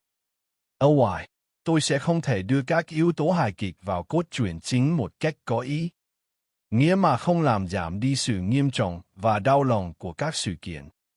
Đây là tác phẩm của bạn. The Obsidian Facade. Chapter 1. The Echo of a Silent Night. The chill of the Colorado mountains often seeped into homes, but on that particular night, it felt like a glacial hand gripping Alara Vance's very soul. It was a little past 3 in the morning when her voice, thin and reedy with manufactured terror, pierced the quiet of Silverwood County. 911, what's your emergency? The dispatcher's voice was calm, a stark contrast to the tremors Alara forced into her own. My husband, Liam, he's not breathing. He's cold to the touch. Alara's words tumbled out, a rehearsed cascade of panic. Please hurry. My boys are here. The dispatcher, a veteran named Officer Miller, guided her through CPR, but Alara's counts were erratic, her movements hesitant. 1, 2, 3, 4. Her mind was already racing, meticulously cataloging the details of the scene, preparing for the inevitable interrogation. 3 young boys, Finn, Leo, and Max, 10, 9, and 6, were asleep in the next room, or so she claimed. There, innocence was a shield, a potent weapon in her carefully constructed narrative. Within minutes, the sleepy mountain neighborhood was ablaze with flashing lights. Paramedics, firefighters, and finally, sheriff's deputies swarmed the Thorne family residence, a sprawling home that, beneath its veneer of affluence, held a tangled web of secrets. Inside the master bedroom, the scene was grim. Liam Thorne, a man of robust health, a devoted father, and a pillar of the community at 39 lay motionless. Paramedics worked feverishly, a rhythmic CPR machine thrumming against his chest, a stark soundtrack to the unfolding tragedy. But his skin was ashen, his body unresponsive. It was clear he had been gone for some time. Deputy Nolan, body camera rolling, approached Elara. Her face was a canvas of shock and grief, expertly painted. "What's your first name, ma'am?" "Elara," she whispered, her voice cracking. "He was just fine. We were fine." "When did you last see him alert?" "We had a drink together at 9, she recounted, her eyes welling with tears. "That didn't quite spill. To celebrate something at work."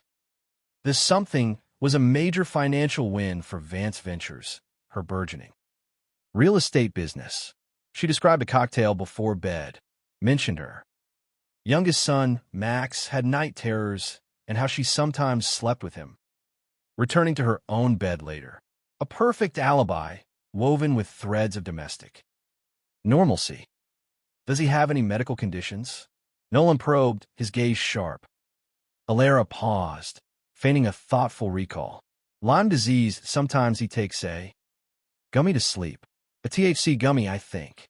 She quickly added, "But I'm not sure if he took one tonight." A seed of doubt planted, subtle and potent. The arrival of Vivian Vance, Alara's mother, added another layer to the carefully orchestrated chaos. Vivian, frantic and bewildered, described Elara as being in total shock. The boys, too, were confused, their faces devoid of tears, unsure how to process the sudden invasion of uniformed strangers into their home. But beneath the surface of grief, subtle dissonances emerged. An EMT, observing the unusual amount of blood seeping from Liam's mouth, murmured, "There's a lot of blood for no reason. I don't know, maybe a hemorrhage?" The initial hypothesis of an aneurysm circulated, a convenient explanation for a healthy man's sudden demise. Elara seized upon it. Eric was very athletic. You would never expect an aneurysm, but that's what they're telling us. Then, the raw, guttural scream of Serafina Thorne, Liam's sister, tore through the house. No, no, no, no. What happened? Her grief was palpable, unfeigned, a stark contrast to Alara's controlled despair. Serafina led the boys away, her own body racked with sobs, barely able to breathe. "I can't breathe. Oh my God. I can't breathe. I just talked to him a couple hours ago." At 3:58 a.m., Liam Thorne was officially declared dead. The medical examiner noted he appeared to have been deceased for quite some time before their arrival. A chill, more profound than the mountain air, settled over Silverwood County. This was not merely a tragic end. It was the genesis of a mystery. Chapter 2. The Ambition and the Facade. Elara Vance had always dreamed beyond her reach. Growing up in a family constantly on the move, chasing construction jobs across the rugged landscape of Colorado, she knew intimately the taste of transience and the yearning for permanence. They weren't poor, but they certainly weren't wealthy. Elara saw the opulence of Airy Peaks mansions, the very toilets she cleaned with her aunt's company, and swore she would one day own such a place, not scrub its porcelain. Her ambition was a burning ember, fueling her through high school in the close-knit community of Silverwood. She was a tough cookie, a cheerleader, a tennis player, fiercely loyal to her friends. Then came Liam Thorne. He was a decade older, a stonemason with a booming business, Thorn Stonecraft, and a quiet charm that captivated Alara. They met at a hardware store in Erie. Peak, sparks flying amidst aisles of lumber and tools. Liam, with his rugged, good looks and grounded nature, seemed to offer the stability and status Alara craved. Liam was a man rooted in the land. His family owned a sprawling cattle ranch in Silverwood County, steeped in tradition and faith. He had served a 2-year mission for his church in Mexico City, returning with a quiet strength and a deep-seated work ethic. He was an outdoorsman, a passionate hunter, a man who built things with his hands and heart. Their whirlwind romance culminated in a backyard wedding. Alara was pregnant with their first child, eager to start their life together. But a shadow fell across the joyous day. Liam's mother, before the ceremony, presented Alara with a prenuptial agreement. It stipulated that Thorn Stonecraft, Liam's highly successful, multi-million-dollar business, belonged solely to him. Alara would only benefit from it if he were to die while they were married. Distraught but determined to marry Liam, she signed it. It was a rough start, a clear sign that Liam's family, particularly his sisters Serafina and Willow, harbored reservations about Alara. Yet they forged ahead. 3 boys in 4 years, a testament to Alara's meticulous planning. She was, by all accounts, a devoted mother, a whirlwind of activity from Boy Scouts to soccer practice.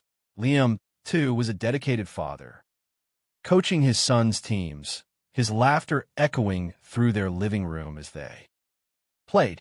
Their life appeared idyllic. A beautiful home, thriving businesses, exotic vacations. Liam's stonemasonry business soared, and Alara, restless for her own empire, launched Vance Ventures, a home-flipping business, in 2019. Within 2 years, she was managing 15 renovation projects, her ambition seemingly boundless. The picture was perfect, a glossy magazine spread of the American dream. But beneath the polished surface, cracks were beginning to show. Chapter 3, The Illusory Inheritance. The community of Silverwood mourned Liam Thorn deeply.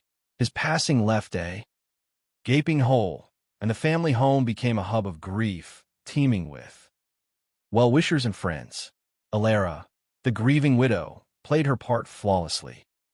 She hosted a gathering, a wake that morphed into a celebration of Liam's life. Friends clinked glasses, sharing anecdotes, dancing to Liam's favorite country songs. Cody Johnson's Till You Can't played, a poignant reminder to live each moment to the fullest. Alara, surrounded by her 3 sons, swayed gently, a halo of light seeming to envelop them. Serafina Thorn filmed the moment, a brief, fragile flicker of solidarity between the families. But the illusion shattered just hours later.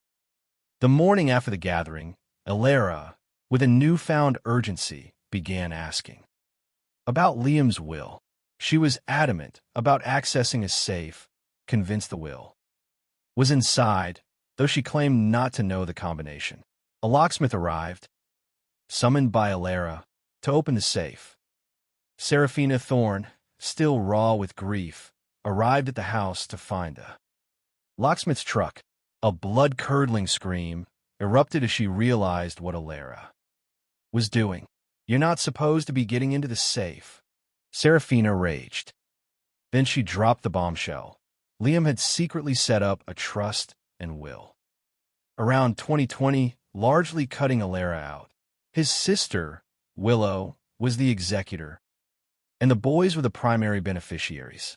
The family home, Liam's sole property, was also placed in the trust.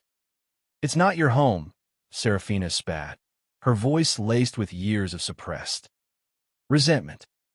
Alara, enraged, retorted, It is my house. I've lived here for 10 years. The argument escalated, a cacophony of accusations and raw emotion. When the police arrived, called by Serafina, she claimed Alara had punched her in the face and neck. Alara was arrested, charged with assault, and later found guilty after pleading no contest.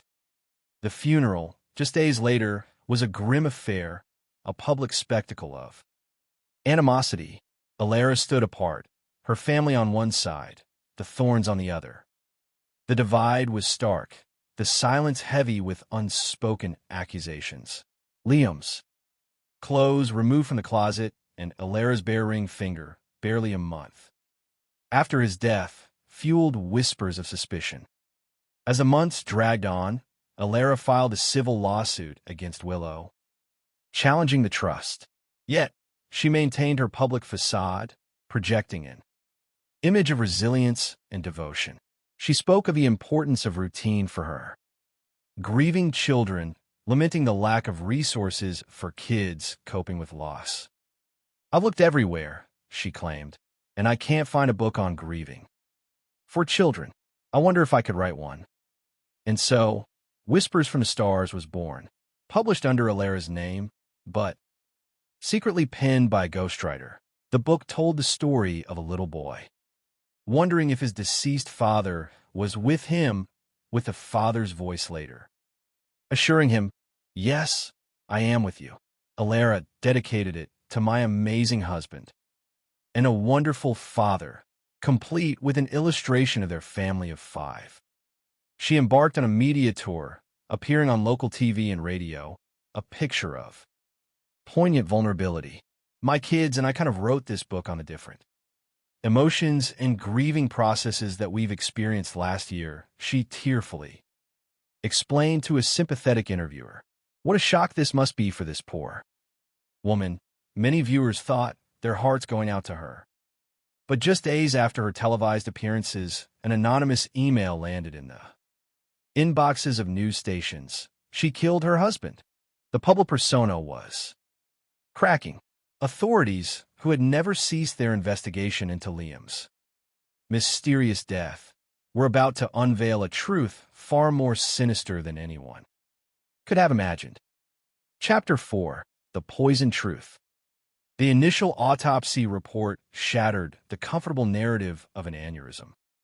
Liam Thorne's cause of death was unequivocal: drug intoxication, specifically fentanyl, a lethal dose 5 times what could kill an ordinary person, coursed through his system. More alarmingly, it was not medical-grade fentanyl, but an illicitly manufactured variant, the kind procured off the street. The revelation sent shockwaves through the community, but for Liam's family and friends, it was a terrifying confirmation of their unspoken fears. Liam, a man who didn't touch illicit drugs, was dead from an overdose. The autopsy report wasn't an end. It was the chilling beginning of a criminal investigation. This wasn't a natural death. It was murder. Sheriff's deputies, led by the newly assigned Detective Jeff O'Driscoll, executed a search warrant on the Thorne residence. They seized electronics, meticulously searched for traces of fentanyl, but found nothing. Alara, questioned by lead detective Jamie Woody, maintained her facade of shock. "Eric doesn't do drugs," she insisted, feigning bewilderment at the toxicology report's findings. She even called the chief medical examiner, armed with a list of questions, playing the inquisitive widow trying to understand the incomprehensible. But the Thorne family had already provided law enforcement with crucial pieces of the puzzle. They had harbored suspicions about Alara's financial dealings long before Liam's death. In 2020, Liam discovered Alara had taken out a $250,000 line of credit against their home, a property he solely owned, without his knowledge or consent. This betrayal was the catalyst for him secretly changing his trust, ensuring his children's financial security, not Alara's. The couple had entered counseling, a last-ditch effort to salvage their fractured marriage, but the trust, once broken, remained shattered. The facade of a happy home had long crumbled, replaced by a permanent rift hidden from public view. A year after Liam's death, Alara's financial situation was dire. The inheritance she had envisioned was gone, replaced by the crushing weight of millions in debt. The ambitious Grandview estate in Airy Peak, purchased for nearly $3 million, now stood unfinished, a monument to her overextension. She had relied on risky, hard money loans, short-term, high-interest financing, and without Liam's estate to prop her up, the mansion slipped into foreclosure. Her financial turmoil had a ripple effect, ensnaring even her closest friends. Chloe Dawson, Alara's longtime friend, had entrusted Alara with her life. Savings $45,000 for a down payment on her first home. Alara promised to secure the loan, but the deed was never properly filed. Chloe diligently paying her mortgage suddenly received foreclosure notices. She and her family were evicted, their savings vanished.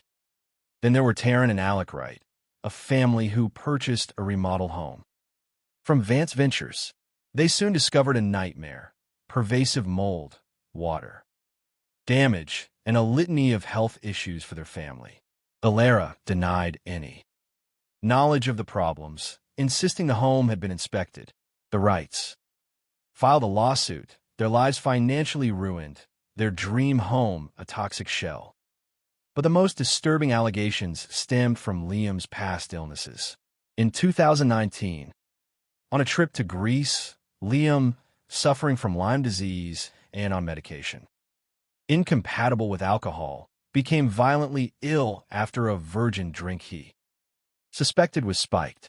He called his sister, Willow, convinced Alara had tried to poison him. Alara vehemently denied it, attributing it to a misunderstanding with a waitress. Then, on Valentine's Day, 2022, mere weeks before his death, Alara left Liam a bagel sandwich from a local diner. After just one bite, Liam suffered a severe allergic reaction, requiring his son's EpiPen and Benadryl. When he recovered, he texted friends, "You almost lost me this time. I think she might have poisoned me." These were not isolated incidents. They were a pattern, whispers of a deadly intent that authorities were only just beginning to uncover. Chapter 5. The Thread of Betrayal. As the investigation into Liam's death stagnated, his family, frustrated by the lack of progress and entangled in the contentious estate lawsuits, hired a private investigator. The PI, relentless in his pursuit of truth, delved into phone records, text messages, and electronic data, unearthing a critical pattern of communication. Three people dominated Alara's calls and texts in the months surrounding Liam's death: Liam himself, her mother Vivian, and a woman named Mara Croft. Mara, an employee of Alara's sister's cleaning company, also cleaned Alara's renovation projects. But Mara had a dark secret, a checkered past riddled with drug offenses. The PI's findings were immediately forwarded to Detective O'Driscoll, who initiated a fresh line of inquiry. Mara Croft, already in a court-ordered drug program, became O'Driscoll's primary target. A search of her trash yielded drug paraphernalia, a violation that provided probable cause to search her home. Inside, deputies found not only evidence for new drug charges, but also an illegal firearm, a clear violation for a convicted felon. Then, they found it, taped to a mirror amidst a wall of inspirational sayings, was a copy of Liam Thorne's obituary. The link was undeniable. Mara, facing years in prison for her accumulated offenses, was offered a plea deal. She cracked. Not only did she admit that Alara had asked her to procure fentanyl, but she confessed to doing so on two separate occasions. The first batch wasn't strong enough. Alara had reportedly complained, demanding a more potent dose. Mara explained she obtained one batch in February and then a stronger dose shortly before Liam's death. She identified her dealer as Silas Blackwood, a man already in custody for other drug crimes. Silas, undergoing detox, corroborated parts of Mara's story describing gas station rendezvous where he sold her drugs. Mara, in turn, admitted to hiding the drugs in one of Alera's flip houses. The timing was critical. Dozens of texts, messages exchanged between Mara and Alera on Valentine's Day, 2022, the day of Liam's sandwich incident, and again on February 26th, just days before Liam's death. The pieces clicked into place. The drug connection was established, coupled with Alera's spiraling debt and the motive to escape financial ruin. Police now had enough to make their move. On May 8th, 2023, Alera Vance, the grieving widow and author of Whispers from the Stars, was arrested and charged with 1 count of aggravated murder and 3 counts of possession of narcotics with intent to distribute. The headlines screamed, Utah mom and children's grief book author arrested and charged with murder. The story, born of tragedy, had exploded into a national sensation. Her supporters rallied. They are trying to ruin and convict an innocent mother, Vivian Vance declared. The simplest answer is often the correct one. Accidental overdose. I will take it to my grave that Alera did not do this. But for the prosecution, the narrative was clear. Alera Vance was either a victim or a killer. There was nothing in between. Chapter 6, The Shadows of Guilt. Alera Vance, clad in street clothes but shackled at the ankles, exuded a chilling composure during her bail hearing in June 2023. A look of almost defiant confidence adorned her face, as if convinced this ordeal would ultimately bend to her will. Prosecutors, however, were prepared to dismantle that facade. 3 witnesses were called to argue against her release. A forensic accountant meticulously detailed Alera's dire financial state, revealing over $4.5 million in debt to more than 20 different lenders on the day Liam died. Her ambitious real estate ventures, once symbols of success, were now exposed as a desperate house of cards. Then came the testimony of a cell phone expert, revealing a series of internet searches conducted after the initial search warrant, a warrant that explicitly stated Eric had died from fentanyl, and Alera was suspected of his murder. The searches were damning. Luxury prisons for the rich in America, King Cops, uncovered deleted messages iPhone. If someone is poisoned, what does it go down? On the death certificate as, and finally, what is a lethal dose of fentanyl? These searches, the prosecution argued, were clear consciousness of guilt. A desperate attempt by Alera to understand the consequences of her actions and how to evade detection. The defense countered, arguing it was merely human nature to research fentanyl after being accused of poisoning someone with it. But the timing was critical, painting a picture of calculated inquiry rather than innocent curiosity. The motive was clear: financial ruin. Being bad with money does not make you a murderer, the defense passionately argued, but the weight of debt and the alleged motive to collect Liam's non-existent inheritance loomed heavy. But perhaps the most compelling testimony came from Serafina Thorne, Liam's sister, during her victim impact statement. Her voice, thick with grief and rage, resonated through the courtroom. Eric was a family man who always strove to be the absolute best father and husband. I wonder when he realized he was in mortal danger. This last year has been a living hell for our family. We have watched as Alera has paraded around portraying herself as a grieving widow and victim while trying to profit from the death of my brother. Her words painted Alera as a monster, not a mourning wife. Bail was denied. Alara Vance was remanded to the Summit County Jail, stripped of her freedom. The separation from her children was swift and absolute. The state of Colorado terminated her parental rights, a devastating blow for a woman who publicly cherished her boys. They were adopted by one of Liam's sisters there. Lives irrevocably altered by their mother's alleged crimes. It was during her incarceration that authorities made another stunning discovery. During a routine cell sweep, deputies found a 4-page letter. At the top, in bold script, were the words, "Walk the dog." Prosecutors immediately seized upon it, arguing it was a coded message, a directive for Alara's mother, Vivian, to relay to her brother, Ronnie. The letter, Alara's own written words, contained a fabricated story. "Here's what I'm thinking, but you have to talk to Ronnie. He would probably have to testify to this." Liam told Ronnie he gets pain pills and fentanyl from Mexico from the workers at the ranch. Reward this. However, he needs to make the point with Mexico and drugs. This was not a fictional manuscript, as Alara claimed.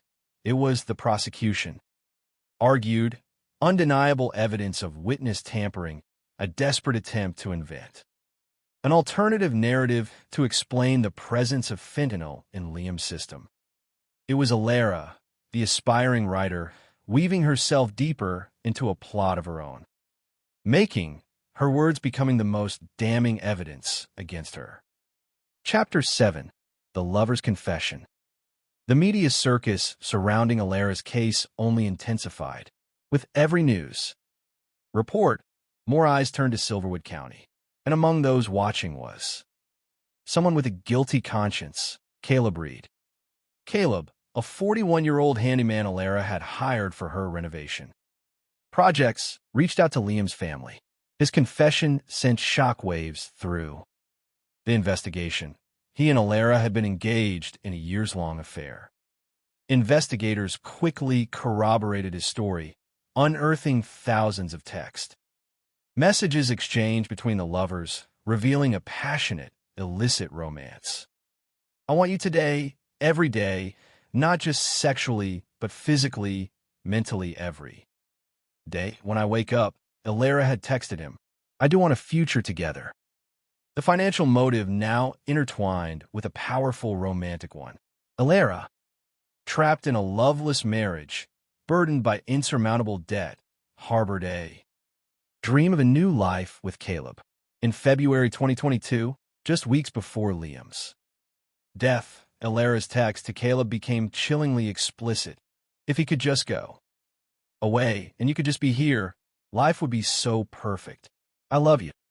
The defense, while acknowledging the not ideal timing of the texts, argued they were not evidence of murder, but the emotional weight was undeniable. A jury, hearing such declarations, would inevitably connect the dots, painting a picture of a woman desperate enough to eliminate the obstacles in her path. In March 2024, the prosecution amended their complaint, adding a charge of attempted murder. This new charge related to the poisoned Valentine's Day sandwich, the incident Liam himself had described as Alara trying to poison him. The pieces of the puzzle were falling into place, revealing a pattern of premeditation and malice. Just as the preliminary hearing loomed, a dramatic turn, Alara's defense attorney, Sky Lozero, withdrew from the case, citing a conflict of interest. Public defenders Kathy Nestor and Wendy Lewis stepped in, inheriting a complex, high-profile case. The change in counsel meant delays, a fresh start for the defense, but the momentum of the prosecution remained unyielding. In May 2024, Alara, from behind bars, released her first public statement, an audio recording to ABC News. "The world has yet to hear who I really am. What I've really done or what I really didn't do. What I've really done is protect Liam at all costs. What I really didn't do is murder my husband. I could not and would not ever do that to Liam or anyone for that matter. I'm asking the world to give me a chance. She pleaded not guilty to the remaining charges, including 2 counts of insurance fraud, one alleging she took out a life insurance policy on Liam. Without his knowledge, the motives piled up: financial desperation, a desire for a new life, and now the cold calculation of insurance payouts. The prosecution's case was becoming a tapestry of interwoven betrayals. Chapter 8: The Weight of Testimony. The trial of Alara Vance captivated the nation. In a small, unassuming courthouse nestled in the picturesque mountains near Airy Peak, 8 jurors, 6 men, 2 women, were tasked with unraveling the truth. Laura, the jury, 4-person, remembered only fleeting headlines before being selected. Now the weight of a woman's fate rested in her hands. Alara, once radiating a practiced confidence, appeared nervous, her face etched with worry. Her supporters, a small but fiercely loyal group, including her mother, Vivian, sat in the courtroom, convinced of her innocence. She will beat this. Mark my words, Vivian vowed. Prosecutor Brad Bloodworth wasted no time in his opening statements. He laid out a damning laundry list of motives. The evidence will prove that on the day that Liam died, Alara Vance owed over $4.5 million to over 20 different lenders. That Alara Vance was chronically unhappy in her marriage. That Alara Vance murdered Liam for his money and to get a fresh start at life. The defense, in contrast, began with Alara's 911 call, hoping to evoke empathy. Those were the sounds of a wife becoming a widow, her attorney argued, urging the jury to focus on the 6 hours before Liam's death, not the preceding 6 years of marital strife. What you're never going to hear is how that fentanyl got inside of him, because there is zero evidence of that. The prosecution's first witnesses were powerful. Katie Thorne, Liam's sister, recounted the agonizing phone call from her father, the worst day of my life, her voice breaking with fresh grief. Then came Mara Croft, the crucial link, with immunity shielding her from years. In prison, Mara laid bare her criminal past, her voice quivering as she admitted her role. I said, please tell me these pills were not for him. When they had mentioned that it was from an overdose that hit hard, only for the fact that if that's what happened, I needed to step up and take accountability of my part in this that happened. The defense attacked her credibility, branding her an addict and a liar, but her raw emotion seemed to resonate. Silas Blackwood, the alleged drug dealer, followed, his testimony less convincing. He admitted selling pills to Mara, but wavered under cross-examination, claiming he couldn't recall if they were fentanyl, attributing his initial agreement with detectives to being high and coming down. The defense chipped away at his reliability. But the why truly unfolded through Alara's former friends. Chloe Dawson, Liam, and Alara's friend and a former employee of Thorne Stonecraft, testified about a heart-to-heart with Alara during Christmas. Alara, Chloe recalled, felt trapped in her marriage, remarking that it would be better if he were dead. The defense immediately challenged Chloe's memory, noting this damning detail was absent from her initial police interview. Jocelyn Fields, Alara's best friend since middle school, took the stand with visible reluctance. It's been a nightmare, she confessed, feeling as though she was about to betray Alara. The prosecution pressed her about Liam's reaction to the Valentine's Day sandwich, but Jocelyn's testimony backfired. Liam, she explained, thought it was more of a funny story, attributing it to an allergic reaction. They had all been laughing. The defense seized on this, portraying the incident as less sinister. The most anticipated witness, however, was Caleb Reed, Alara's ex-lover. He shuffled into the courtroom, his body slumped, visibly uncomfortable. The judge had to patiently explain the oath as Caleb stammered, overwhelmed. I don't know. What I need, he whispered, tears welling in his eyes. He confirmed his affair with Alara, their passionate text displayed on the courtroom screen for all to read. The messages, ranging from poetic confessions of love to corny declarations, painted a picture of intense longing and forbidden desire. Caleb appeared genuine, heartbroken, while Alara's texts, laced with promises of a shared future in the Grandview estate, a future that included her acquiring millions and millions, seemed almost transactional. Then came the chilling climax of Caleb's testimony. Less than 48 hours before Liam's death, Alara texted him, "Hang in until Friday. Life is going to be different. I promise."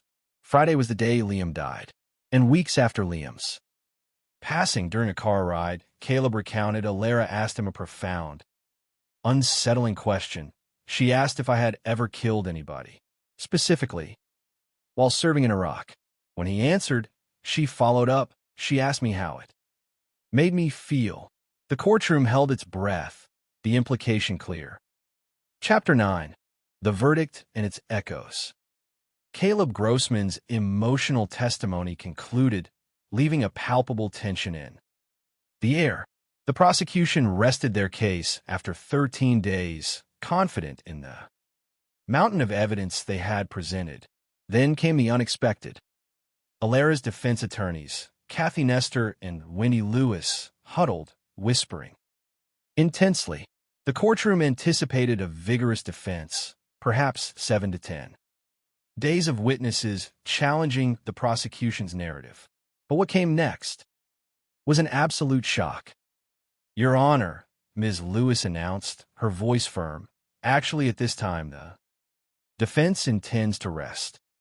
They called no one, not a single witness, not even Alara herself, who confirmed, under the judge's questioning, that she was following her attorney's advice and waiving her right to testify.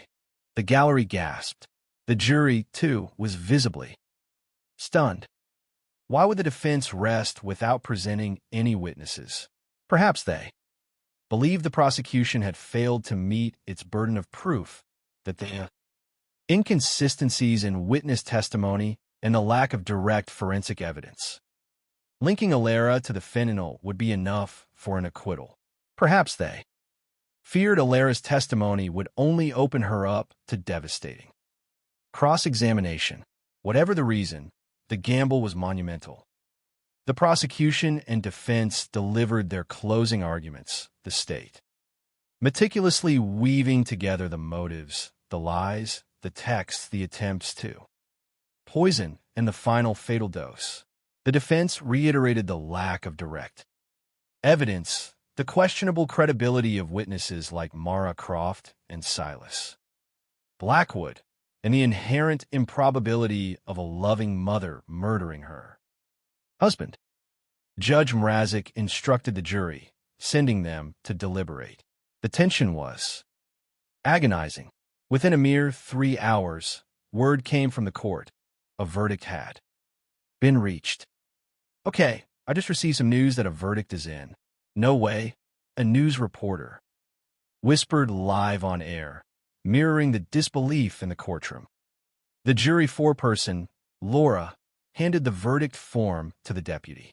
Alara Vance stood, her face pale, her confidence finally eroded, replaced by a raw, naked fear. Count 1, aggravated murder. We, the jury, unanimously find that the defendant, Alara Vance, is guilty of aggravated murder. The words sliced through the silence. Guilty on all counts.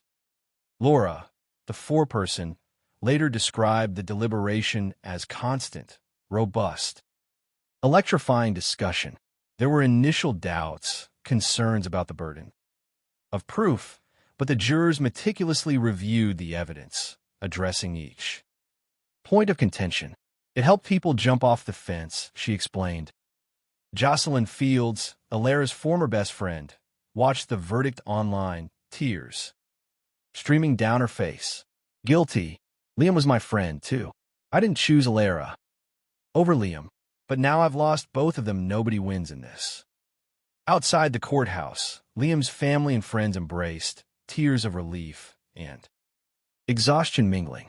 Justice is served, Serafina Thorne declared, her voice filled with a profound sense of closure. 4 years ago, our family lost the brightest light. Liam is deeply loved and missed every single day. We are grateful to everyone who has worked tirelessly to bring justice for Liam. In a statement to ABC News, the Thorne family expressed their belief that the justice system has now fairly run its course, and we believe the jury's verdict was just and accurate. There's a hole in our family that cannot be filled. But now at least we have definitive closure. Alara Vance would return to that courtroom on May 13th for sentencing, a day of poignant significance. It would have been Liam Thorne's 44th birthday. She faced up to life in prison. Her legal troubles, however, were far from over. A separate criminal indictment loomed, charging her with multiple counts of mortgage fraud, money laundering, forgery, and issuing bad checks. The tangled web of financial deceit finally catching up to her. The true tragedy, however, lay with 3 young boys, Finn, Leo, and Max. Their father, Liam, murdered. Their mother, Alara, convicted and stripped of her parental rights. They had lost both parents, their innocence irrevocably shattered. Yet, surrounded by the unwavering love of Liam's family, they would begin the long, arduous journey of healing. Liam Thorne, the loving father, the generous brother, the vibrant friend, would be remembered for his infectious laugh, his boundless energy, and his profound love for his boys, a love that Alara Vance had so cruelly extinguished in pursuit of her own obsidian dreams. The obsidian obelisk and the case of the comet-dusted daddy. Chapter 1. The Widows Weep and the Wyoming Whisper. The fluorescent lights of the local news studio hummed with a barely contained enthusiasm that felt utterly inappropriate for the topic at hand. Serafina Sterling, known to her adoring public and slightly less adoring creditors as Sarah, sat composedly, a picture of tastefully managed grief. Her sapphire eyes, usually sparkling with the fierce ambition of a snow leopard on a ski slope, were now appropriately misty. A single, perfect tear, perhaps conjured by a strategically placed onion slice before airtime, traced a delicate path down her cheek. No matter if it's a parent, a sibling, or a friend, Sarah began, her voice a soft, melodious ripple. Talking about loss with kids can be a tricky subject. That's why I wrote Where Are You, Daddy-O? A Child's Guide to Cosmic Commuting. The host, a woman whose smile seemed permanently superglued into place, nodded with an almost violent sympathy. And Sarah, I want to start with your story. What happened in your personal life? Sarah sighed, a breathy lament that seemed to carry the weight of all earthly sorrows. My husband, Barnaby Butterfield, passed away unexpectedly last year. He was 39. It completely took us all by shock. Her gaze drifted as if seeing past the camera, past the studio, past the very fabric of reality itself, to a distant galaxy where Barney was presumably commuting. We have 3 little boys, Orson, Peregrine, and Quincy, just 10, 9, and 6. It's only been a year. The host was practically vibrating with adoration. And how did you go from processing such profound death to thinking, I need to write a book and help others? Sarah dabbed at her eye with a silk handkerchief. I just watched the struggle that my kids were going through, trying to find something, anything that we could use to cope at night. Nights are the hardest, it seems like, for her. Everybody when dealing with anything, really. But I just wanted some story too. Read to my kids. A comforting narrative to assure them that their daddy-o was merely on a very long, celestial business trip. What Sarah didn't mention was the ghostwriter, a perpetually caffeinated poet, named Bartholomew Barty Quibble, who had penned the cosmic prose in between, submitting his avant-garde haiku to obscure literary journals. Barty, it must be, said, was slightly baffled by Sarah's sudden turn as a grief guru. He recalled her reading his first draft, an excerpt where the deceased father, now a comet, observed his child's soccer game. I remember I just was in tears, Sarah had recounted, dabbing at her eyes with a silk scarf from her latest retail therapy spree. And I thought, like, this is perfect for my family. She then added, with a baffling lack of self-awareness, it just seemed perfect. And so I was just baffled at how she even had the time to do that. Barty had briefly considered reminding her he had the time, but decided against it, knowing the next payment was due. The book, Sarah explained, was her way of explaining to my kids, just because he's not present here with us, that doesn't mean his presence isn't here with us. And he's doing these things with us. Like watching Orson master the art of competitive nose-picking. Barty had taken creative liberties with that last bit. Viewers at home, watching this ethereal creature float through her interview, saw only a bereaved young woman, tragically widowed, a brave pioneer in the nascent field of cosmic grief counseling for kids. The message was clear. Daddy-o is still here. It's just in a different celestial postcode. But as anyone who lived in Silver Peak, Colorado, a town where the average median income rivaled a small nation's GDP, and where the gossip flew faster than an avalanche warning would tell you, this was just the beginning. And boy, was there a lot more coming their way. Enough, in fact, to fill an entire bookshelf, not just one slim volume. Chapter 2, The Midnight Call and the Rhythmic Resonance. It was a little after 3 in the morning in the opulent master bedroom of the Sterling Butterfield residence in Silver Peak. The air, usually crisp with the scent of pine and privilege, was thick with the chilling silence of absence. Seraphina Sterling, her designer silk pajamas perfectly askew, called 911. Her voice, usually so mellifluous, was now laced with a frantic theatrical edge. "He's not breathing," she wailed into the phone, her words punctuated by dramatic gasps. "And he's cold to the touch. Barnaby, my Barney boo." Officers from a Silver Peak Sheriff's Department, accustomed to calls about runaway llamas or overly aggressive yoga instructors, were dispatched. Paramedics and firefighters, already jaded by the sheer number of spar-related emergencies, were first on the scene. The police body-worn camera footage, later to become a viral sensation on local true crime forums, captured the initial chaos. It was a dizzying ballet of flashing lights, uniformed bodies, and the rhythmic thump-thump-thump of a CPR machine, a metallic heartbeat attempting to resuscitate a life already gone. "What's your first name?" an officer asked Sarah, gently attempting to usher her from the bedroom. Sarah, draped artfully across the doorway like a fallen opera star, sobbed. Oh, my Barney boo. Let them do their work in there. That's what happened today. Oh no, he was just fine. He was fine." "When you say fine, what time did you see him when he was alert?" the officer pressed, his voice a calm counterpoint to Sarah's theatrical hysterics. "We had a drink together at 9, Sarah sniffed, her voice catching. 2. Celebrate something at work."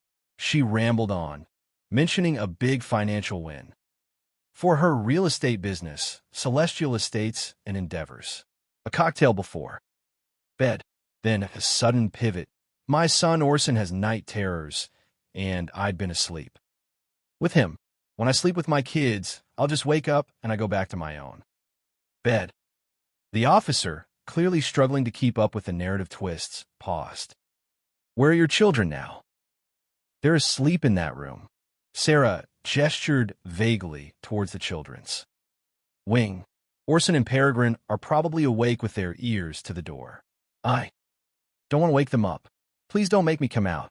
Orson, in reality, was deeply engrossed in a particularly challenging level of Goblin Grinder Saga on his tablet, and Peregrine was dreaming of competitive cheese rolling.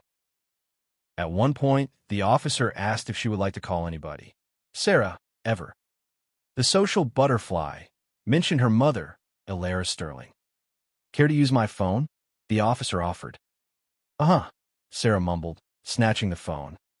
Minutes later, Elara, a woman whose perfectly coiffed silver hair usually denoted an impending brunch reservation, was peeling out of her driveway. I got a call. It was Sarah. Said, Mom, you need to come up here. I said, something's happened, hasn't it? She just said, Barnaby. Meanwhile, the officers were still attempting to piece together Barney's medical history. Does he have any medical conditions or anything like that? Lyme disease. Sarah, ever helpful, waved a dismissive hand. No heart problems or anything like that? Sometimes he takes a gummy to sleep. A THC gummy, isn't it? Then, with an elegant shrug, she added, but I'm not sure whether he took one that night. Does he have any history of illicit drug use or anything in the past year? No, Sarah scoffed, as if the very idea was an affront to the